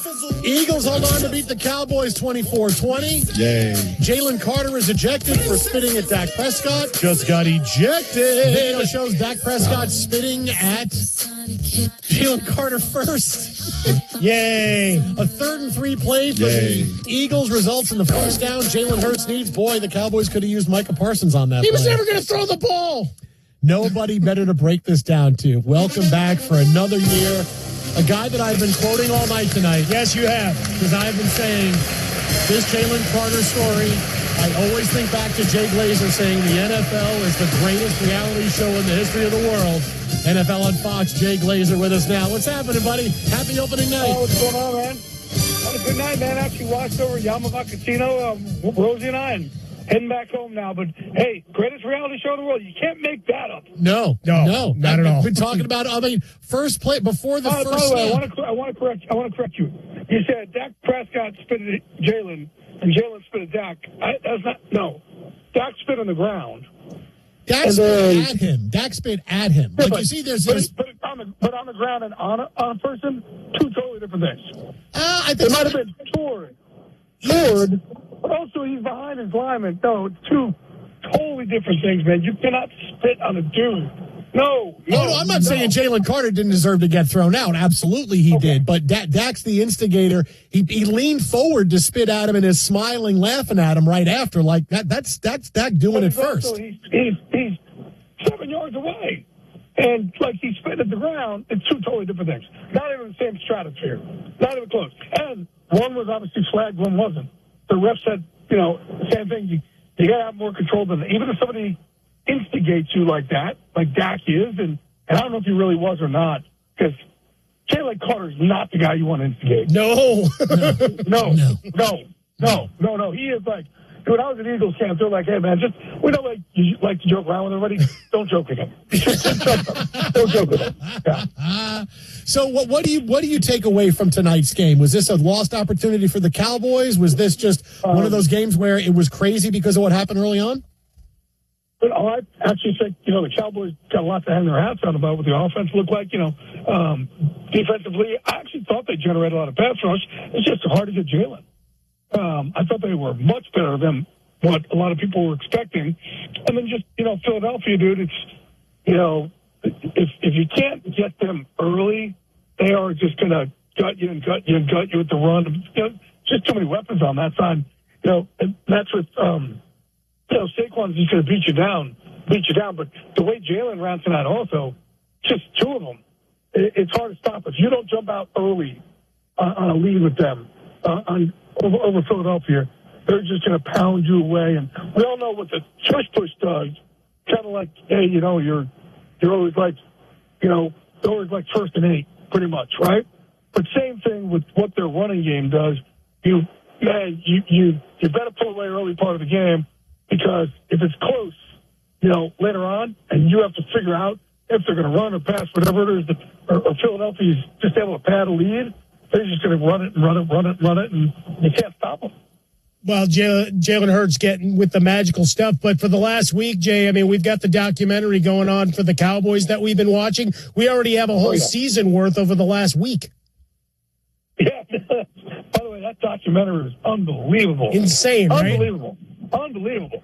It was so well made, and obviously I've, with Jimmy Johnson for 23 years, and really close with Troy and Michael and all those guys prime, and man, it was so well made, man. What did you guys think was better, that or The Last Dance? Oh, this is far better. I knew Michael Jordan was petty. Yeah. And I knew this was crazy, but there were so many wrinkles to this that, with secondary characters. Jordan had the iPad. I love The Last Dance, but this is just produced so well, man. It was great. Yeah. So, Jay, obviously now it's been a few days, and boy, Dallas clearly could have used Micah Parsons tonight. What's been the fallout now? We've had a few days to get used to the Micah Parsons trade, and Micah's talking about loving life in Green Bay, and the Cowboys are talking about life without him. Well, where is it now that the dust has settled? I just think it was just hard to repair that relationship, and Michael wanted to move on. They wanted to move on. I just thought they looked at it like this is irreparable. And I've been around the Cowboys for a long time. I don't remember a lot of things being irreparable with players and Jerry. And I just think it became that. And then, if you're sitting there going, well, this isn't just, let's say a receiver. This is going to, we have $200 million in our cap wrapped up. Or, with a 5-year deal of $250 million, you better be absolutely positive and sure. And he certainly wasn't on the Cowboys. The Cowboys, I think, it just got it ended up becoming a divorce that I think both sides thought kind of happened. And Cowboys are going, hey, we really need to reload. The best thing we could possibly send somewhere to reload, and we have to reload through draft capital. They do a really good job with their draft. Between Will McClay and even Jerry and those guys, they really do. They draft very well. And they're figuring, hey, we got to reload here, and that's the only way we could do it. Same way with, I don't want to compare it to the Herschel Walker trade because that was better trade, that they did back in the day. But I just think it was, I know when I get out there, I'll just say this. Whenever I went around a camp, every team asked me what I thought was going to happen. Every team said, they're not really going to trade him. More or less said, oh, yeah, I absolutely believe they're going to trade him. I totally believe they're going to trade him. And they're like, no, come on. I'm like, no, I'm telling you, I believe they're going to trade him. Yes. And I never didn't. What's curious, though, Jay, in the reporting, if you could shed some light on how long a window was it? Because it seemed like it all came together just that fast. I mean, between the Packers and the Cowboys, was it really that quick, lightning fast? Yeah, it wasn't. Yeah, once they gave the agent permission to talk, that happened real fast, and they didn't give that until the very, very, very end. So until that happens, you really it doesn't really matter because if Mike was like, no, I'm not going to negotiate with them, then he's not going to go anywhere. So they had to get his okay on it also, and then they had to do that really quickly and see if they could work it out. And I remember being with the Packers the week before. They were asking me, like, come on, they're really going to do it? I'm like, don't tell me that. They're really going to do it. And they're like, oh, my, okay. And I'm like, and I think the Cowboys are looking and going, I think in a dead week, a lot of teams will start jumping out quickly. And I told the Packers that too. I said, hey, man, you guys should, if you really want to do this, you guys should get aggressive before every other team jumps out there. But, I mean, Brian Gutekunst knew what he was doing and knew that he wanted to do it in the first place. I think he was just kind of looking at the end like, are they really going to do this? But then you have to get Micah and the agents, and the Cowboys permission for them to try and work out a deal, and they'll work out a deal pretty quickly. NFL on Fox's Jay Glazer with us here. Jason Smith, Mike Harmon live from the Fox Sports Radio studios. Now, as far as Parsons goes, he's ramping up to play. The Pack, it's their call for him playing. What are you hearing? Do you think he plays Sunday? I think he does. I just don't know to an extent. And to be honest with you guys, I don't ask until the weekend. So I wait until, they got another couple workouts, so I usually don't wait until after all the workouts are done. So as you do going camp to camp, Jay, and we celebrate you 31 years today, the anniversary of the NFL. Oof. Or is this 32? Oh, this is my 33rd camp. I thought you meant that. Oh, no, I meant for the NFL on Fox, right, as you guys, the family gets back together. But for your training camp tours, is there one story you normally have pranks? I know Jalen Carter wasn't on the list, but any good tales from the road? Oh, did I prank anybody this year on the road? Oh, my God. No, but I'll tell you what's cool, man. I gave 4 mental health talks this year to teams. It was really, really, really cool. And a lot of my, the way I'm doing it now is like, look, I got brought in for years, got trained so many of these players in mixed martial arts. And our whole thing for the players that we coach, the fighters that we coach, if you were hurt and tired in that cage, you will never, ever, ever know from our fighters. Oh, I think we lost Jay. Found him in there he is. Of the world. So my partner in this, Randy Couture, broke his arm in half in the heavyweight championship of the world. He's like, no, I can't show it. Don't show him hurt. And they'll obviously stop the fight. And I'm like, you need that.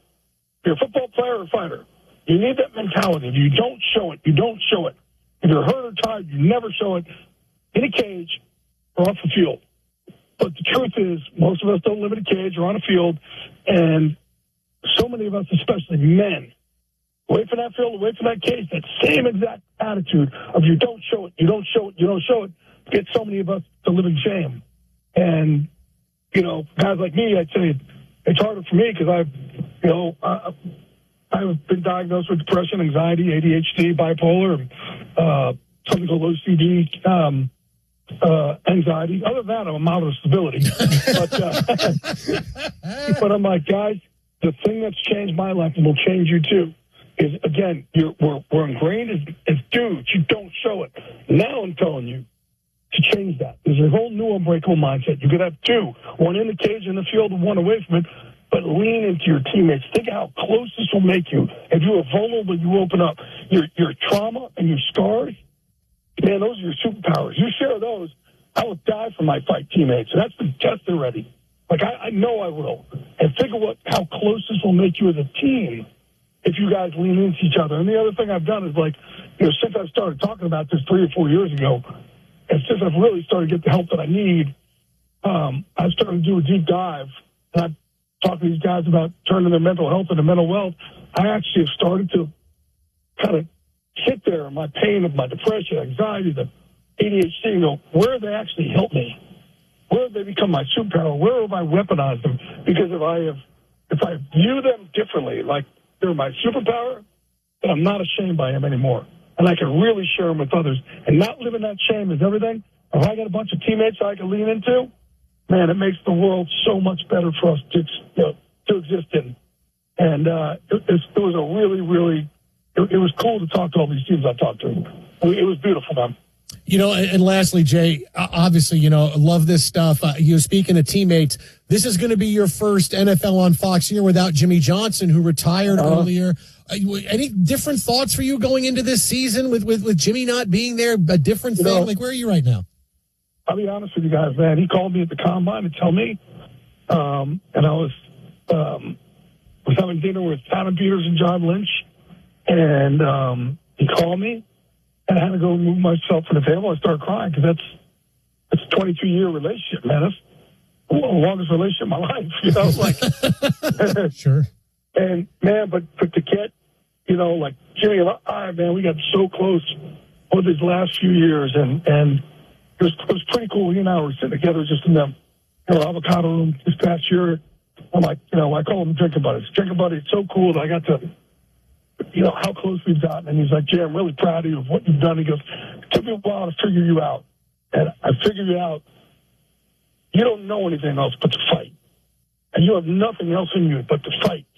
And you don't have to anymore. But you don't know that about you. That's all you got. And I appreciate that about you. And I was like, oh, my God. Like, to hear that from a guy like Jimmy Johnson, man, that is a career highlight by far.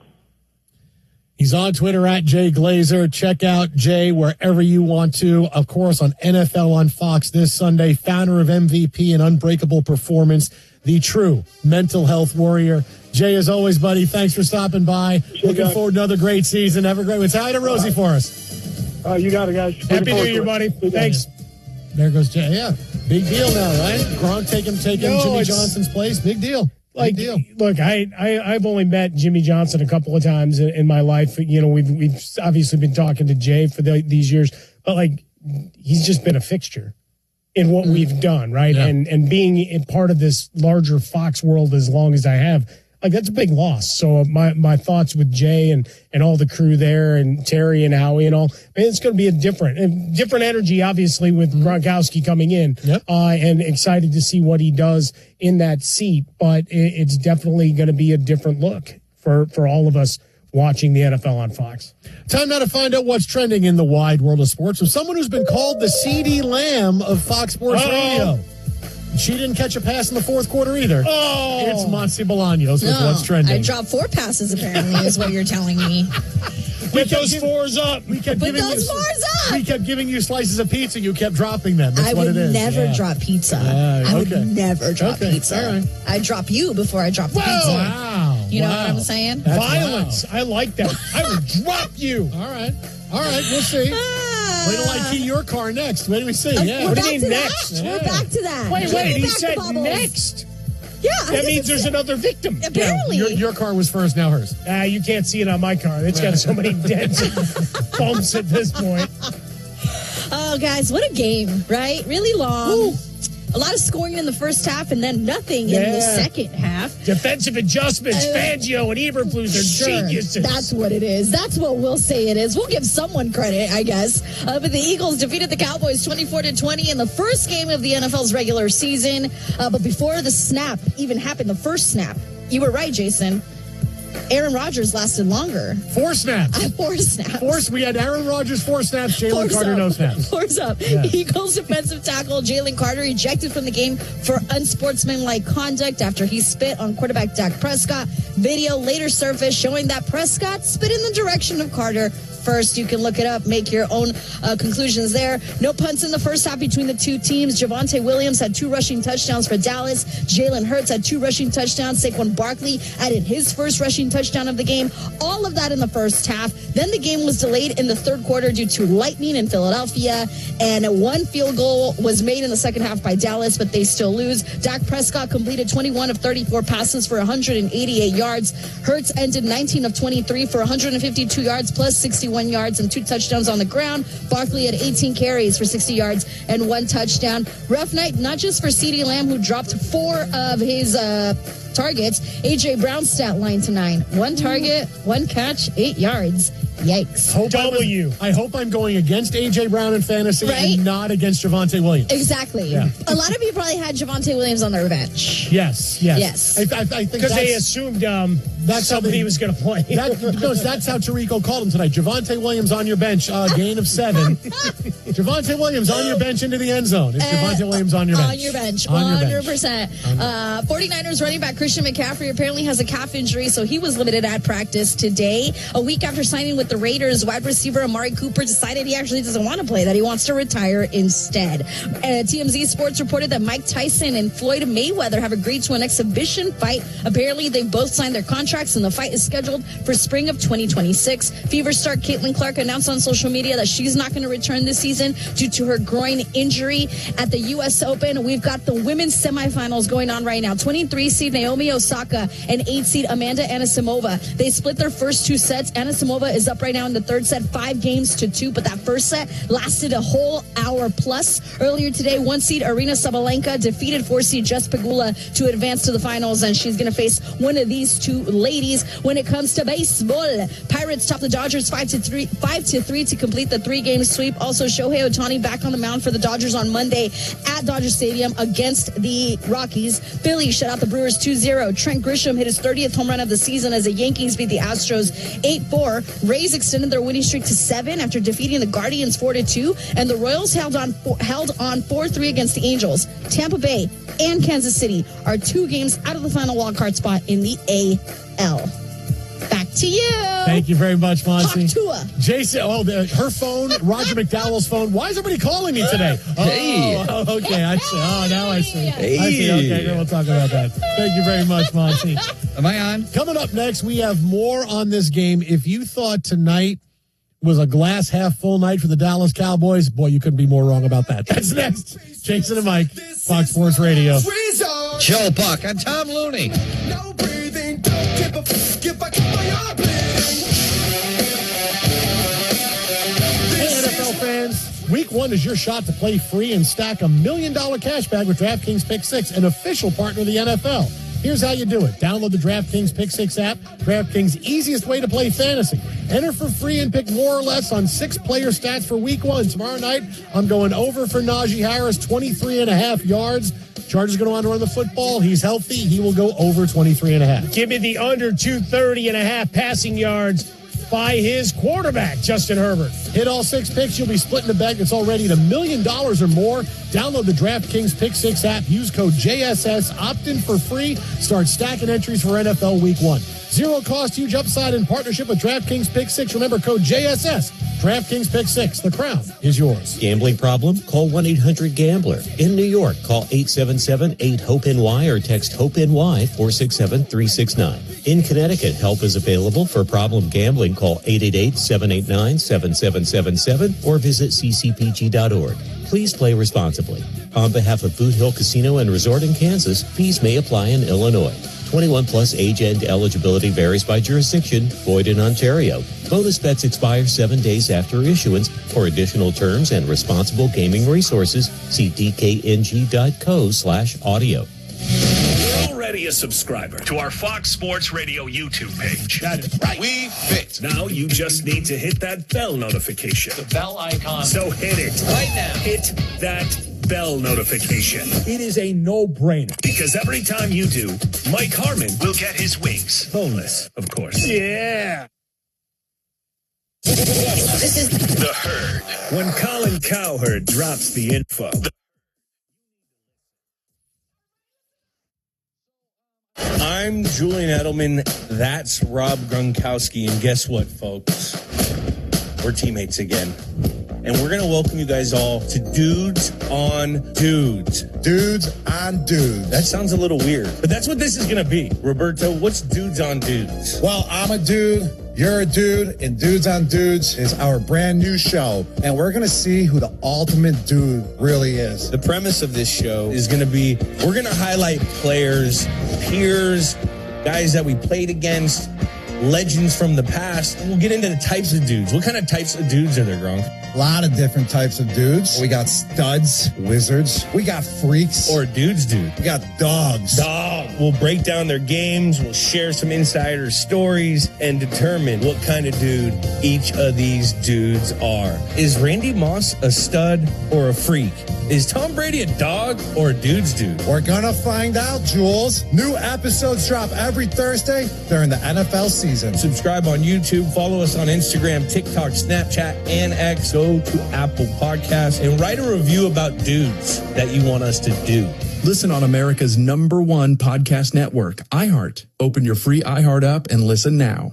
iHeartRadio presents Stuff You Should Know. We're talking about streaming music, world-changing history that we lived through. Not so long ago, people were spending a lot of money on buying CDs and physical media. We got this new thing. That was Napster. There were 27 billion transfers per month, song transfers. Everything was completely upended, and Apple came along in 2003 and brought massive stability to this huge sea change. At the same time, roughly, an alternative model was developing, and that was just streaming. The first legit on-demand streaming service was Rhapsody in 2001. Pandora came along in 2005. Spotify comes along. They changed the game. Pandora was still trying to be kind of like radio in a way. Spotify was like, no, we're really going to be on demand. But these royalties, Tidal pays the most at 1.3 cents. Apple's 0.7, YouTube Music 0.7. Spotify pays 0.4 cents per stream. Same as Amazon, and then Pandora's down to 0.1. But as an artist, if you're a hit on Spotify, then there's a lot of money to be made. For the entire history of streaming music episode and everything else in the Stuff You Should Know universe, open the free iHeart app, search Stuff, and listen now. iHeart is America's #1 podcast network. Open the free iHeart app and explore podcasts like this. Just before midnight on Saturday, February 19th, 2005, Danielle Imbo and her friend Richard Petrone left a crowded Philadelphia bar. The two 30-somethings planned to walk to Richard's truck and drive home, but they never made it. It does not make sense. It's like they literally vanished. The two were never seen again. Not just them, but a truck disappeared into the ether. Was it an accident, or were they murdered? No one had a motive to kill them. Those same questions frustrated law enforcement. The FBI called it murder for hire. Who killed these two individuals and how did they get rid of them? Both of them weren't the target. One of them was the target. The other one was wrong place, wrong time. But which victim was the intended target and why? It was definitely murder for hire for Danielle, not for Richard. You're right, it could be. But it also could be something your son did too. No one was looking to kill Richard. No one. He's your son, and in your eyes, he's innocent. But in my eyes, he's just some guy my sister was with. Fingers were pointed, allegations were made, and lines were drawn. That drove the wedge between the families. What happened to Danielle and Richard? I think that whatever happened to my dad and Danielle was planned and orchestrated and thought out. I'm Andrea Gunning. In this series, I dig into my own investigation to find answers for the families and get justice for Richard and Danielle. I just want some peace for my sister's soul, and I want some peace for my mother.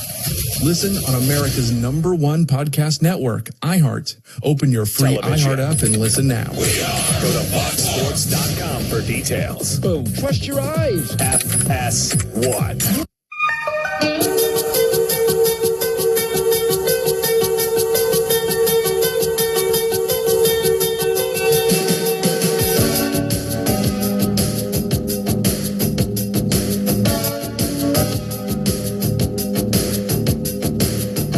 Sports Radio, the Jason Smith Show with my best friend Mike Harmon. The big peepee.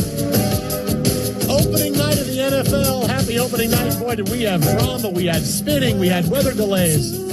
And we had the Cowboys falling to the Eagles 24-20. Now, there's going to be the Johnny Sunshine part of this for the Cowboys. That's going to be, well, opening night, after a week of drama with Micah Parsons, we nearly beat the Eagles. Sure. We came within a couple of plays, a couple of CeeDee Lamb Butterfingers. Oh, I don't know that they're going to add that to the list of, hey, almost. You know, if CeeDee had caught the ball. If he had caught the balls, if the top 5. That's you and I saying that, but 7 for 110. Great night, unless it wasn't. But you got to have those last two, right? I mean, you got to have those last two. Wow, you could score 35, but if you miss a jumper that can win the game with no time left in the fourth quarter, guess what? Got to have it. But did it look pretty when it went up? It looked pretty. If you when he laid out, didn't it look pretty? If you miss a layup at the buzzer, it's more if you miss a layup at the buzzer. I'll tell you what, that first drop on the crossing route, though, that's the one. Like the second one, whatever, DeJean and he get dangled up, whatever, and he dives and he misses. That one, obviously, it ends the game. But the first one, like, man, he could have kept running for days. So I know that there's that, Teddy, hey, we want to take a look and say, hey, find a lot of positives. And great. And that's awesome, right? And you backed your guys. That's great. Plus 8.5. 100%. But this was a completely missed opportunity for the Cowboys to win this game. They, right away, the Eagles were on their heels with Jalen Carter getting tossed from the game. The Cowboys were able to move the football. Defensively, though, they couldn't stop Philadelphia enough, right? The Eagles had the lead early, and that Miles Sanders fumble still is the play of the game because down 24-20 with a chance to get in the end zone after a big 50-yard run, the game is different if that happens, and that fumble was it. The Cowboys didn't score after that, and they had their chances. They had their chances at midfield. They had their chances throwing the ball to CeeDee Lamb, who dropped a couple of passes. I think 3 passes in the fourth quarter. He missed it. He could have got, including the last one on fourth down. Like, yeah, you can say, hey, yeah, we're playing, but this is a game you let go. Like, I'm sorry, this is a game that you let go. The Cowboys should have won this game, and they didn't. Agreed. And every opportunity that they had to make a stop, guess what? They didn't have anybody to track down Jalen Hurts. He did it all with his legs, right? Especially that final play. At no point did I ever think he was going to throw the ball. What a scramble. Oh, no, of course not. No, but you know what I mean? But that's only if someone is absolutely wide open. I'll throw it, otherwise, but if not, I'm run. He'd done that same dance all day. I was all right, there's my lane. Dance long enough to go get my 6 yards. And here he needed 3. And they overplayed him to the outside, and he cuts the middle of the field. That's a play you go, man, our quarterback cut to the middle of the field to get that first down. That's pretty bleeping special there. But that's the guy, right? At some point, he'll start getting his proper respect. I'm glad you talked about that because we'll get into Jalen Hurts part of it coming up next hour because coming off the Super Bowl and what we saw tonight, we'll get into Jalen Hurts a lot. But coming up next, obviously the Spitgate between Jalen Carter and Dak Prescott has been the story of the night. I think you agitated. Well, I think Dak Prescott agitated it. How about this now? After talking about it, I will tell you how this is going to end. I'll tell you how it's going to end with suspension-wise, discipline-wise, everything. I'll tell you how it's going to end coming up next. Jason and Mike, Fox Sports Radio.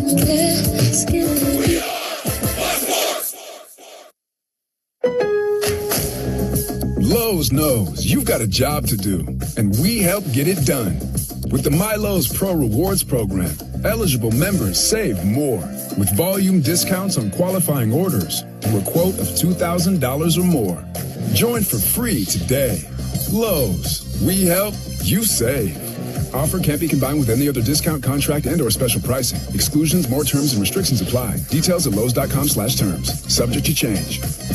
As a scientist, I can tell you that Sundays are only 24 hours long. But with NFL Sunday Ticket and YouTube TV, you get every game every Sunday all in one place.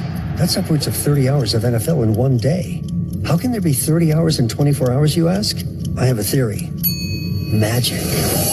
New users get NFL Sunday Ticket for 8 payments of $34.50 per month. Sign up at NFLSundayTicket.com. Local and national games on YouTube TV. NFL Sunday Ticket for out-of-market games excludes digital-only games and commercial use. Terms and embargoes apply. Availability varies. iHeart is America's #1 podcast network. Open the free iHeart app and explore podcasts like this. A quiet residential neighborhood erupts in chaos. Carmine Galante, the feared boss of the Bonanno crime family, lies dead, his cigar still clutched between his teeth. Masked men walked into Joe and Mary's luncheonette in Brooklyn today and gunned down Carmine Galante, a man believed to be the most powerful mafia chieftain in the country. The execution sent shockwaves through the criminal underworld and set the stage for one of the most pivotal criminal cases in New York City history. From the minds behind the acclaimed television series comes Law and Order: Criminal Justice System. This isn't a scripted drama. These are real stories told by the people who have lived them. My father should have been a dead man. For decades, the mafia had New York City in a stranglehold, with law enforcement seemingly powerless to intervene. But the murder of Carmine Galante marked the beginning of the end. Discover how a group of young prosecutors took on the mafia, and with the help of law enforcement, brought down its most powerful figures. I'm Anna-Sigga Nicolazzi. And from Wolf Entertainment and iHeart Podcasts, this is Law and Order: Criminal Justice System. Listen on America's #1 podcast network, iHeart. Open your free iHeart app and listen now. The free iHeartRadio app is #1 for music, radio, and podcasts, all in one. Discover a new podcast from our library of over 350,000 titles. Here's an iHeartRadio podcast preview. Hi, we're not here right now, but we'll call you back if you leave your name and number. If you aren't of the age to remember, the answering machine was a physical audio recorder that plugged into your phone line. Hi, Dad, this is Darren. You couldn't call into it remotely. You had to wait till you got home to check your messages. America's produced like lots and lots of stuff. Just piles of stuff. The fact of the matter is all day long, every day, there are warehouses full of stuff getting just pushed off a cliff. All day, every day. That's Ian Nagoski, who runs the Canary Records label.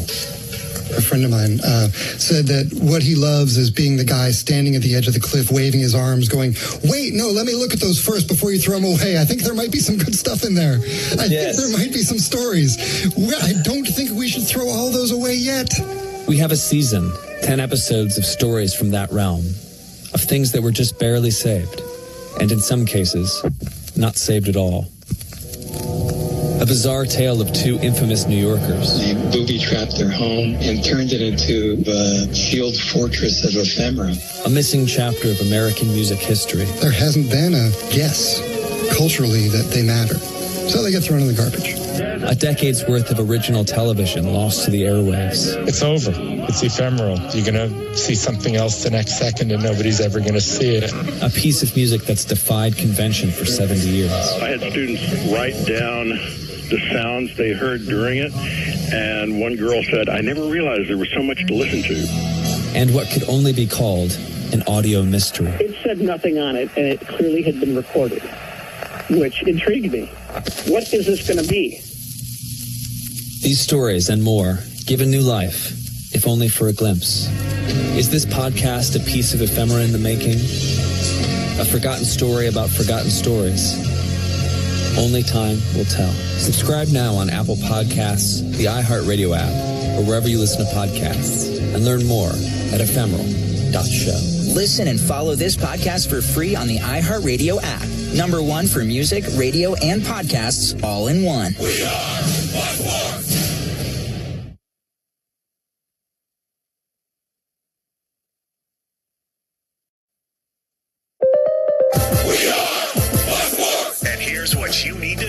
The Eagles defeated the Cowboys 24-20 in the first game of the NFL's regular season. No punts in the first half between the two teams as Javonte Williams had 2 rushing touchdowns for Dallas. Jalen Hurts was 19 of 23 for 152 yards in the air, plus 61 yards and 2 touchdowns on the ground. It means everything to come out and start strong. It's a new team. It's a new journey. And we got tested tonight. They played a hell of a game. We know how they are when Dak is back and they got their crew all together. And so a lot of respect for that team on the other side. We just got to clean up some things and play better football. But, always good to say that and find a way to win. Dak Prescott was 21 of 34 for 188 yards for Dallas. At the U.S. Open in tennis, 1-seed Aryna Sabalenka defeated 4-seed Jess Pegula to advance to the finals, where she will face 8-seed American Amanda Anisimova, who just defeated 23-seed Naomi Osaka. Get ready for this. March your frequency, Roger. This is the Jason Smith Show with Mike Harmon. Look at the money that I'm making on this. You know where this is going, Jason Smith and Mike Harmon. You can make fun of it if you want. You're listening to the Jason Smith Show with Mike Harmon. Lights out. That's what this is. And here they are. What's going on? Now, live from the Fox Sports Radio studios with Mike Harmon, here's Jason Smith.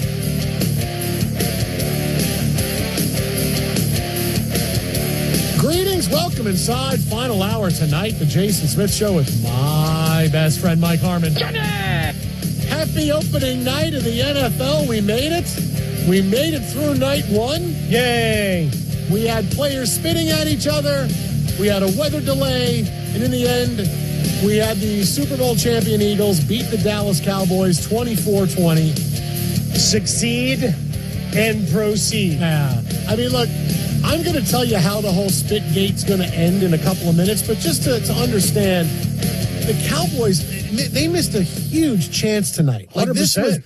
This was not just to get a win on the road against the defending champs, right? Because that would be enough, right? To say, hey, we're not supposed to win. We're on the road against the Super Bowl champions. This is supposed to be an L for us. Boy, a win would be great. That would really be something, right? But this was a way to not only get a win, but to take the entire narrative of we're worse with Micah Parsons. We're worse that we, realizing we got to stop the run. All the drama that we had, that we've gone through, the fact that we didn't really get guys in the offseason. We didn't go crazy free agency wise. We're still top heavy. It's the same old thing. To be able to step in and get a win, like this was a huge missed chance because they should have won the game because they showed, look, and the one thing we talked about liking about the Cowboys coming into the season was, what did I say? They're going to score points. Mm-hmm. This offense is going to be good because Dak has the weapons, and clearly they're able to run the football a little bit more because Jalen Carter's thrown out of the game for spitting at Dak Prescott. So things become a little bit easier, but it's not like they ran the football. All of a sudden they were, peak Barry Sanders where everything was like 9 yards a carry. No, they ran the football okay enough, and that's going to be the Cowboys' identity. We'll run just as much as we have to, but really our way out is through the air. But because they were able to run the ball a little bit better tonight, again, they ran for 120 yards, this game was there for them. And CeeDee Lamb had a stat-wise, he had a really good game, but man, he dropped 3 big passes, and that last one he's got to get. Really all 3 of them in the fourth quarter. He dropped 2 on the last drive and one when he was cutting to the middle of the field, like when he probably heard footsteps. Like, you're CeeDee Lamb, you got to make those plays, right? Like, this is why you're paid as one of the top wide receivers, and you're considered one of the top guys. And he made it look easy early. Obviously, he got to feast a little bit because he was going against the number 2 corner. Mitchell worked on George Pickens quite frequently over the course of the night. So they took advantage of that. Adoree Jackson getting torched early on. I mean, you saw his name trending because it was a lot of CeeDee Lamb and big play opportunities early. And then when they had him late, ball's just going through his hands. Yeah. I mean, all catchable balls, not, the last one's a dive, but still one that was more a dive to make sure you had the chance. Get his hands on it, though. Like, you got to catch that. This is not where it went off his fingertips. This is, I had it. Could have been hands. the go get it with your hands. This is not George Pickens dropping pass. Would you say, okay, well, that's what happens when you throw to George Pickens. I mean, you're throwing to your guy. And you got to come down with those, man. This is just how I look at it when I say, boy, that is such a missed opportunity for the Cowboys that could have flipped the narrative and started their season off incredibly different. Well, but think about the post game for us, the glory of Jerry Jones coming into Thus Spake Zarathustra or something, and some entrance music like a WWE superstar to announce the greatness that he got over on the defending champs in this big moment. But also when you're talking about what the start of this season would look like, you get a W here, division game, huge. Yep. You push the narratives that you don't know what you're doing, at least quiet them for a second. And maybe this will be enough for some of the hot take. Nah, who am I kidding? CeeDee Lamb's now going to be the worst wide receiver in the world. You know that. And that'll be all over the place. But you got week 2 with the Giants at home, week 3 on the road with the Bears. So potentially before the Micah battle at the end of the month, you might have been looking at a 3-0. Yeah. Like not look, each game independent, and, we always do that thing. It's like, well, we should have had a 9-game winning streak. He's like, yeah, but if you don't lose that one there, do you necessarily course correct and make the decision? But in this case, this was everything, right? We had fights right off the jump, not just the spitting incident. Oh, yeah. But almost after every play in the first 2 possessions, there seemed to be at least 2 guys getting after it where it's like, wow, this is going to be one of those games already. It's Cowboys-Eagles, but this isn't Jaguars-Bills. But there was no build. Eagles. It was, let's just get after it, right? Normally, there's still got to be something to precipitate that level of anxiety, angst, and hatred. No. We got right after it like it was mid-season form. So for that, I'm thankful. We got a great game. The Cowboys, with the point spread, get you your money, whatever. But It gave us all sorts of great moments, but missed opportunities. The Miles Sanders fumble and the CeeDee Lamb drops, that now sets up the narrative for the next 16 games for these Dallas Cowboys. Now, obviously, the spitting incident is going to take front page headlines. Now, we're going to lay it out for you how it unfolded tonight, and then I'll tell you how this is going to end, and you're going to say, oh, you're right. And here, to show that I'll be okay meeting people in the middle with this. This shows me I'm a great negotiator. I'll be okay meeting people in the middle on this.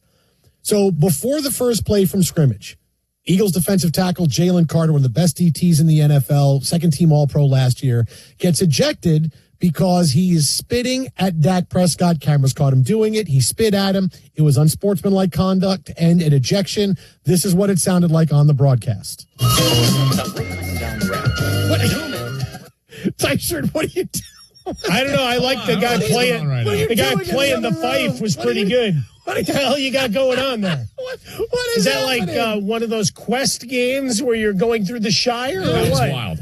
It was the return of the Tyshirt. Frodo. Oh, Frodo, I love the precious. Where the hell's Samwise? Precious. All right, here's the call of Jalen Carter spitting at Dak Prescott. Now, we're coming down the ramp. Newman was in front of me. Hernandez was coming toward us. As he passes us, Newman turns and says, "Nice game, pretty boy." Hernandez continued past us up the ramp. Then, a second later, something happened that changed us in a very deep and profound way from that day forward. What was it? He spit on us. And I like the laugh track. The reporters going along. I was waiting for the bass to come over the top. Man, Roger McDowell's going to wake up tomorrow and go, "Why is my phone ring?" Oh, yeah, I'm okay for an interview.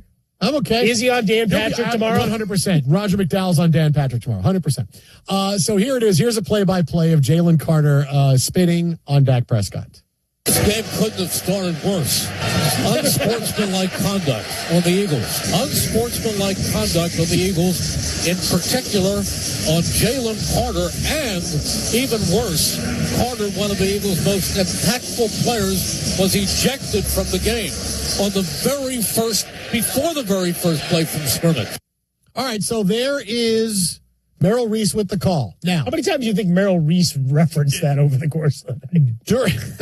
This was the end, his last final call, going off the air when he said, "This was a disaster to start, but we found it." So Jalen Carter gets thrown out of the game. Now, after halftime, midway through the third quarter, we get caught in a weather delay because there's lightning in the Philadelphia area. So while this is going on, NBC, and basically the lightning was out of Jerry Jones's fingers, causing a lightning delay because Miles Sanders fumbled. The Eagles recovered. It was a big deal. He wanted the Cowboys to have some time to get their legs back under him. So lightning out of his hands. Absolute power. Fighting Mace Windu and getting after it. Okay. Yes. And then Jason Garrett came, picked him up, and threw him down the shaft. So the lightning some delay people happens. that would no, I'm not even going to do this. And NBC unearths an angle of Dak Prescott spitting at Jalen Carter first, where he was a few yards away from him, but you see Dak Prescott lean forward, lift his head up, spit at Jalen Carter. Don't know where the spit landed, but right away was smiling, laughing. Jalen Carter and he start jawing with each other, and Jalen Carter spits at Dak and gets thrown out. Here's Mike Tirico on NBC with the call when they found the video and are describing what they're seeing watching it. Hernandez passes you and starts walking up the ramp. Then you say you were struck on the right temple. The spit then proceeds to ricochet off the temple, striking Newman between the third and the fourth rib. That's about where it could have landed. It could have landed right there, third and fourth rib. Third and fourth rib is where it landed on Newman. Again, here. So now, before we get to the second spitter and Roger McDonald. Dak spits down towards the ground, but in the direction of the Eagles with Carter, who had walked over there, and that begins the interaction of the two. Prescott's spit was down. So that was Tirico describing it at that point. Now, Dak Prescott has weighed in on that. He just met the media. They talked about what happened, and the reporter asked about the whole spit incident with Mr. Carter, and did you spit at him? And here is Dak Prescott's response. I probably spit 1,000 times throughout the game. I mean, especially game day, maybe even in general. It's something I guess I'm not proud of. But in that case, he was trolling, I guess you could say, trying to mess with Tyler Booker. I was just looking at him. I was right here by the two linemen, and I guess I needed to spit, and I wasn't going to spit on my lineman, and I just spit ahead. But I would say he was back there where Jory was in that sense, and he asked, or he goes, "You trying to spit on me?" And at that point, I mean, I felt like he was insulting me. Like I wouldn't spit on somebody. I'm damn sure not trying to spit on you. Like, we're about to play a game. I'm wondering why you're trying to mess with the rookie. And so when I stepped through, I actually say the words like, "What the hell would I? Excuse me, but I'm probably even more colorful. What would I need to spit on you for?" And he just spit on me in that moment, and it was more of a surprise than anything. Refs obviously saw it through the flag. I was like, hell yeah, we get 15 yards to start the game off. Didn't realize he was getting ejected. Unfortunate that he did. Hell of a player. Changed our plan and our blocking scheme, as I've told you all right before the week, that we're going to protect against him. So helped in that manner, but I don't wish for anybody to get out of the game. I'm sure he probably regrets that to some extent. I'm pretty sure he knows I didn't try to spit on him or wasn't even aiming to spit on him. So something that's probably going to get a lot of coverage and a lot of attention that I feel sorry for him in the sense of yeah, I mean, I know how excited each and every one of us are, right, to kick off the season and the season opener, and hell of a player like that doesn't even get a chance in the first play. Unfortunate circumstances. Yeah, not buying that you didn't instigate. Not buying it. That's not how you saw his entire body language and what he did react. He acted very quickly. He leaned in to spit at him. He instigated it, okay? But here's where I talk about negotiating, where I can meet you in the middle on this, okay? Okay. Eagles win the game. 24-20. So, okay. Eagles, they're mad, right? Because here's Dak instigating the situation. Where the spit landed, Dak still instigated this by spitting at him. They didn't catch it, but they caught Jalen Carter. The NFL is going to look at this, right? Because now Jalen Carter potentially could get suspended for week 2, right? That he could get that suspension is on the table for him. The NFL is going to look at this and see that, yeah, Dak might have instigated this a little bit. So, you know what? Time served. And because there would be an absolute uproar if suddenly, Jalen Carter gets suspended when clearly Dak spits at him, and I'm not buying his reasoning. Like, he's probably just trying to instigate, get under his collar a little bit. So I think what's going to happen, and everybody's going to be happy about it, is that they're going to say, okay, we saw that Dak maybe instigated this. So Jalen Carter got thrown out of the game. Time served. He'll be able to play week 2. And the Eagles will say, that's fine. The Cowboys will say, that's fine, because Dak's not getting suspended. We lost the game. We're not losing our quarterback for week 2. The Eagles saying, well, we lost our guy for week 1, but we won the game, so we're not going to get too mad about it. And we know that clearly our player should have gotten thrown out of the game, because you can't do that. You can't spit out a player, right? So with there more evidence there, the Eagles will say, okay, we'll accept it. And that's how it's going to end. It will end with them saying Jalen Carter can play week 2. And they're not going to say that Dak instigated it, because then there would be an uproar of, well, if you think he instigated spit at a guy, that's still a penalty. That still could be a suspension, because we lost our guy for the whole game. You guys should lose your guys for the whole game. But the fact that they won, the NFL will just say the jurisprudence was merited. He was ejected from the game, and that's it. Right? That's basically a whole game suspension. You're talking about suspending him for 2 games. Sure. If it's an ejection, another one. So that's how it's going to end, and I think everybody's going to be happy about it. Yeah, and with the Dak Prescott thing, it's a subject to interpretation, at, near, instigating. Carter clearly responds terribly. I don't take back any of the details and what we talked about when we started the show, right? I mean, that all still holds true. It's just bad business and dumb. And Jay Glazer even said, he's like, that's the guy they told me at camp that I can't mess with, right? So, I mean, that's kind of the reputation. So don't do it. But I think Dak also has that in his playbook, that he knows that. And whatever's going on with the linemen, Carter's kind of drifting. It's almost like jumping into a huddle. Like we've seen guys do that on NBA benches where all of a sudden they're standing outside of a huddle. That's kind of what Carter's starting to do. He's drifting over that way. So he spits, but he's staring at him. And that's a quick exchange.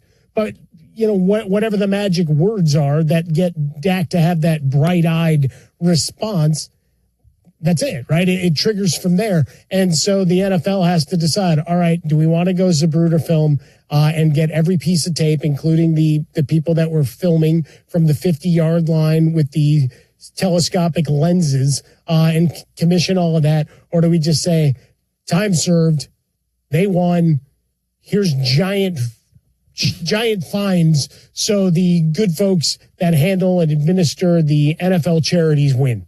I think that's really where it comes down to it. Look, everybody's going to get a tersely worded notice because evidently... Don't spit on anyone. Okay, thanks. Well, but just in general, I guess the point of emphasis, and Ross Tucker talked about this on the radio broadcast with Kevin Harlan, and you had others chiming in going, look, when we met with officials, they just kept talking that unsportsmanlike conduct penalties were probably going to be up in the first few weeks because it was going to be a point of emphasis, right? The old think of the children and the example you're setting. And then right away, you got a guy spitting on somebody. Yeah, just don't spit on anyone.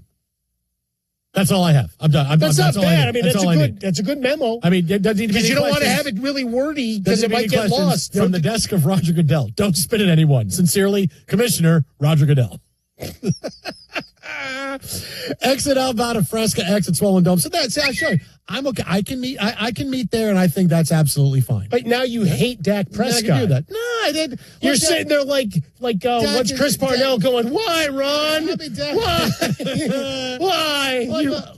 Dak's not the innocent guy here. Like, oh, I just walked in and said, why are you doing this? I don't understand. Stop, Dak. Stop with that, man. Stop. That's ridiculous. Just stop. You instigated it, right? You instigated it. You got lucky, and if this is how it ends, I'm okay with it ending that way. By the way, he's also lucky that Carter spit instead of what could have happened with a roundhouse right, and all of a sudden he's on his ass. Like what did Jay Glazer tell us? Don't fool around with Jalen. Yeah, not that guy. Not that guy. Don't mess around with him. Coming up next, we'll hear from Jalen Carter, meeting the media right now, talking about his ejection from the game. Plus, we got more on Jalen Hurts. We have our NFC and AFC championship game picks. We still have a lot of football to get to coming up next right here. Jason and Mike, Fox Sports Radio. Hey, NFL fans, week one is your shot to play free and stack $1 million cash bag with DraftKings Pick 6, an official partner of the NFL. Here's how you do it. Download the DraftKings Pick 6 app, DraftKings' easiest way to play fantasy. Enter for free and pick more or less on 6-player stats for week one. Love the Chargers tomorrow night. Quentin Johnston, number 2 receiver for the team, had a big growth year last year. His over-under for yards is 24.5. Justin Herbert's got to throw the football to somebody besides Ladd McConkey. It's going to be a balanced attack tomorrow night in Brazil. I'll take the over for Quentin Johnston, 24.5 yards. Give me the under 47.5 rushing yards for Isaiah Pacheco. Multiple backs being deployed. I think a little more on the arm of good old Patrick Mahomes. Share your link with friends to add more cash to the bag and get bonus shots to win. You hit all 6 picks, you'll be splitting a bag that's already at $1 million or more. Download the DraftKings Pick 6 app and use code JSS. That's the DraftKings Pick 6 app, code JSS. Opt in for free and start stacking entries for NFL Week 1. Zero cost, huge upside in partnership with DraftKings Pick 6. Again, download the DraftKings Pick 6 app. Use the code JSS, DraftKings Pick 6 app. The crown is yours. Gambling problem? Call 1-800-GAMBLER. In New York, call 877-8-HOPE-NY or text HOPE-NY 467-369. In Connecticut, help is available for problem gambling. Call 888-789-7777 or visit ccpg.org. Please play responsibly. On behalf of Boot Hill Casino and Resort in Kansas, fees may apply in Illinois. 21 plus age and eligibility varies by jurisdiction. Void in Ontario. Bonus bets expire 7 days after issuance. For additional terms and responsible gaming resources, see dkng.co/audio. Fill up the sky, I fill up the dome. Summer is here. Now's the time to get down and get funky. I'ma leave the door open. Or just take a vacation. And when you do, listen to us all summer long on Fox Sports Radio. Life doesn't wait, and neither should you. Aleve can help you deal with pain less throughout your day. Whether it's a long day on your feet, a demanding workout, or everyday aches and pains, you need relief that can keep up when pain persists. Aleve is here for you with longer-lasting body pain relief compared to leading OTC-branded pain relievers. With just one pill, Aleve lasts up to 12 hours. Don't let those aches hold you back from doing what's important to you. Use as directed. You're still glowing, flirting, grooving. You still got it. But your immune system weakens as you age, making it harder to fight flu, pneumococcal pneumonia, RSV, and COVID-19.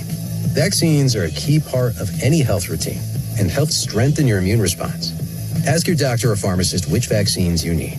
Schedule in minutes at VaxAssist.com. Sponsored by Pfizer. If you're 55 or older and into that whole saving money thing, T-Mobile has an exclusive phone and internet bundle just for you. Right now, get 2 unlimited phone lines plus 5G home internet for just $30 each per month with autopay, plus taxes and fees.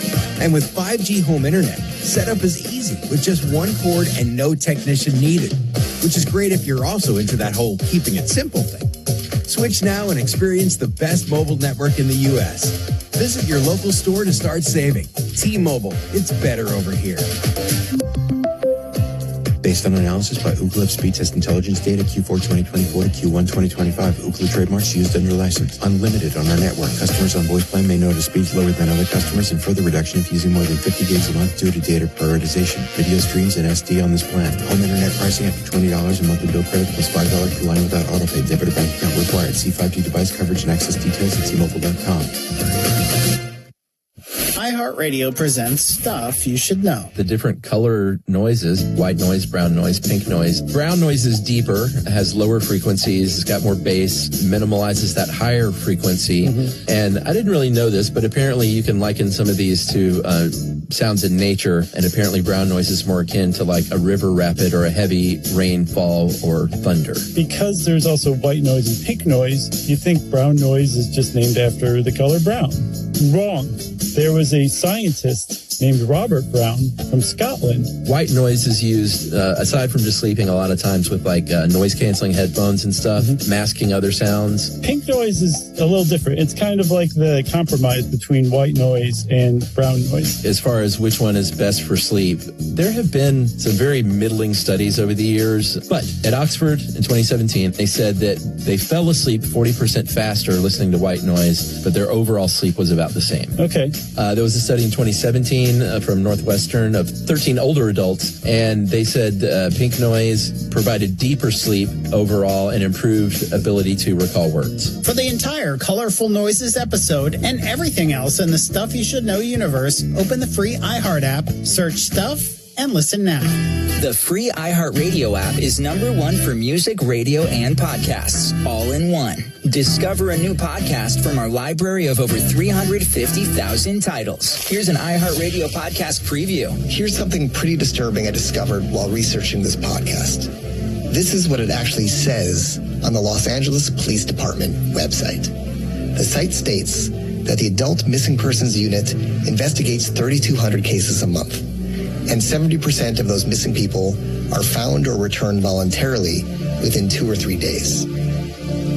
It goes on to explain, and I quote here, since being a missing person is not a crime, police are given a very limited role while conducting these types of investigations. At the bottom of the webpage, it gets more disturbing. There's a section titled, What If They Never Returned? And here's the official police advice. In such situations, you may want to enlist the services of a private investigator to assist in your search. If you can't afford a PI, the police elaborate, quote, another option would be to contact the Salvation Army, which has a missing persons locator program. There is not a single sentence on the LAPD website that would lead a loved one of a missing person to have any faith that the police would properly investigate it. What the LAPD is basically saying is, if someone you love goes missing,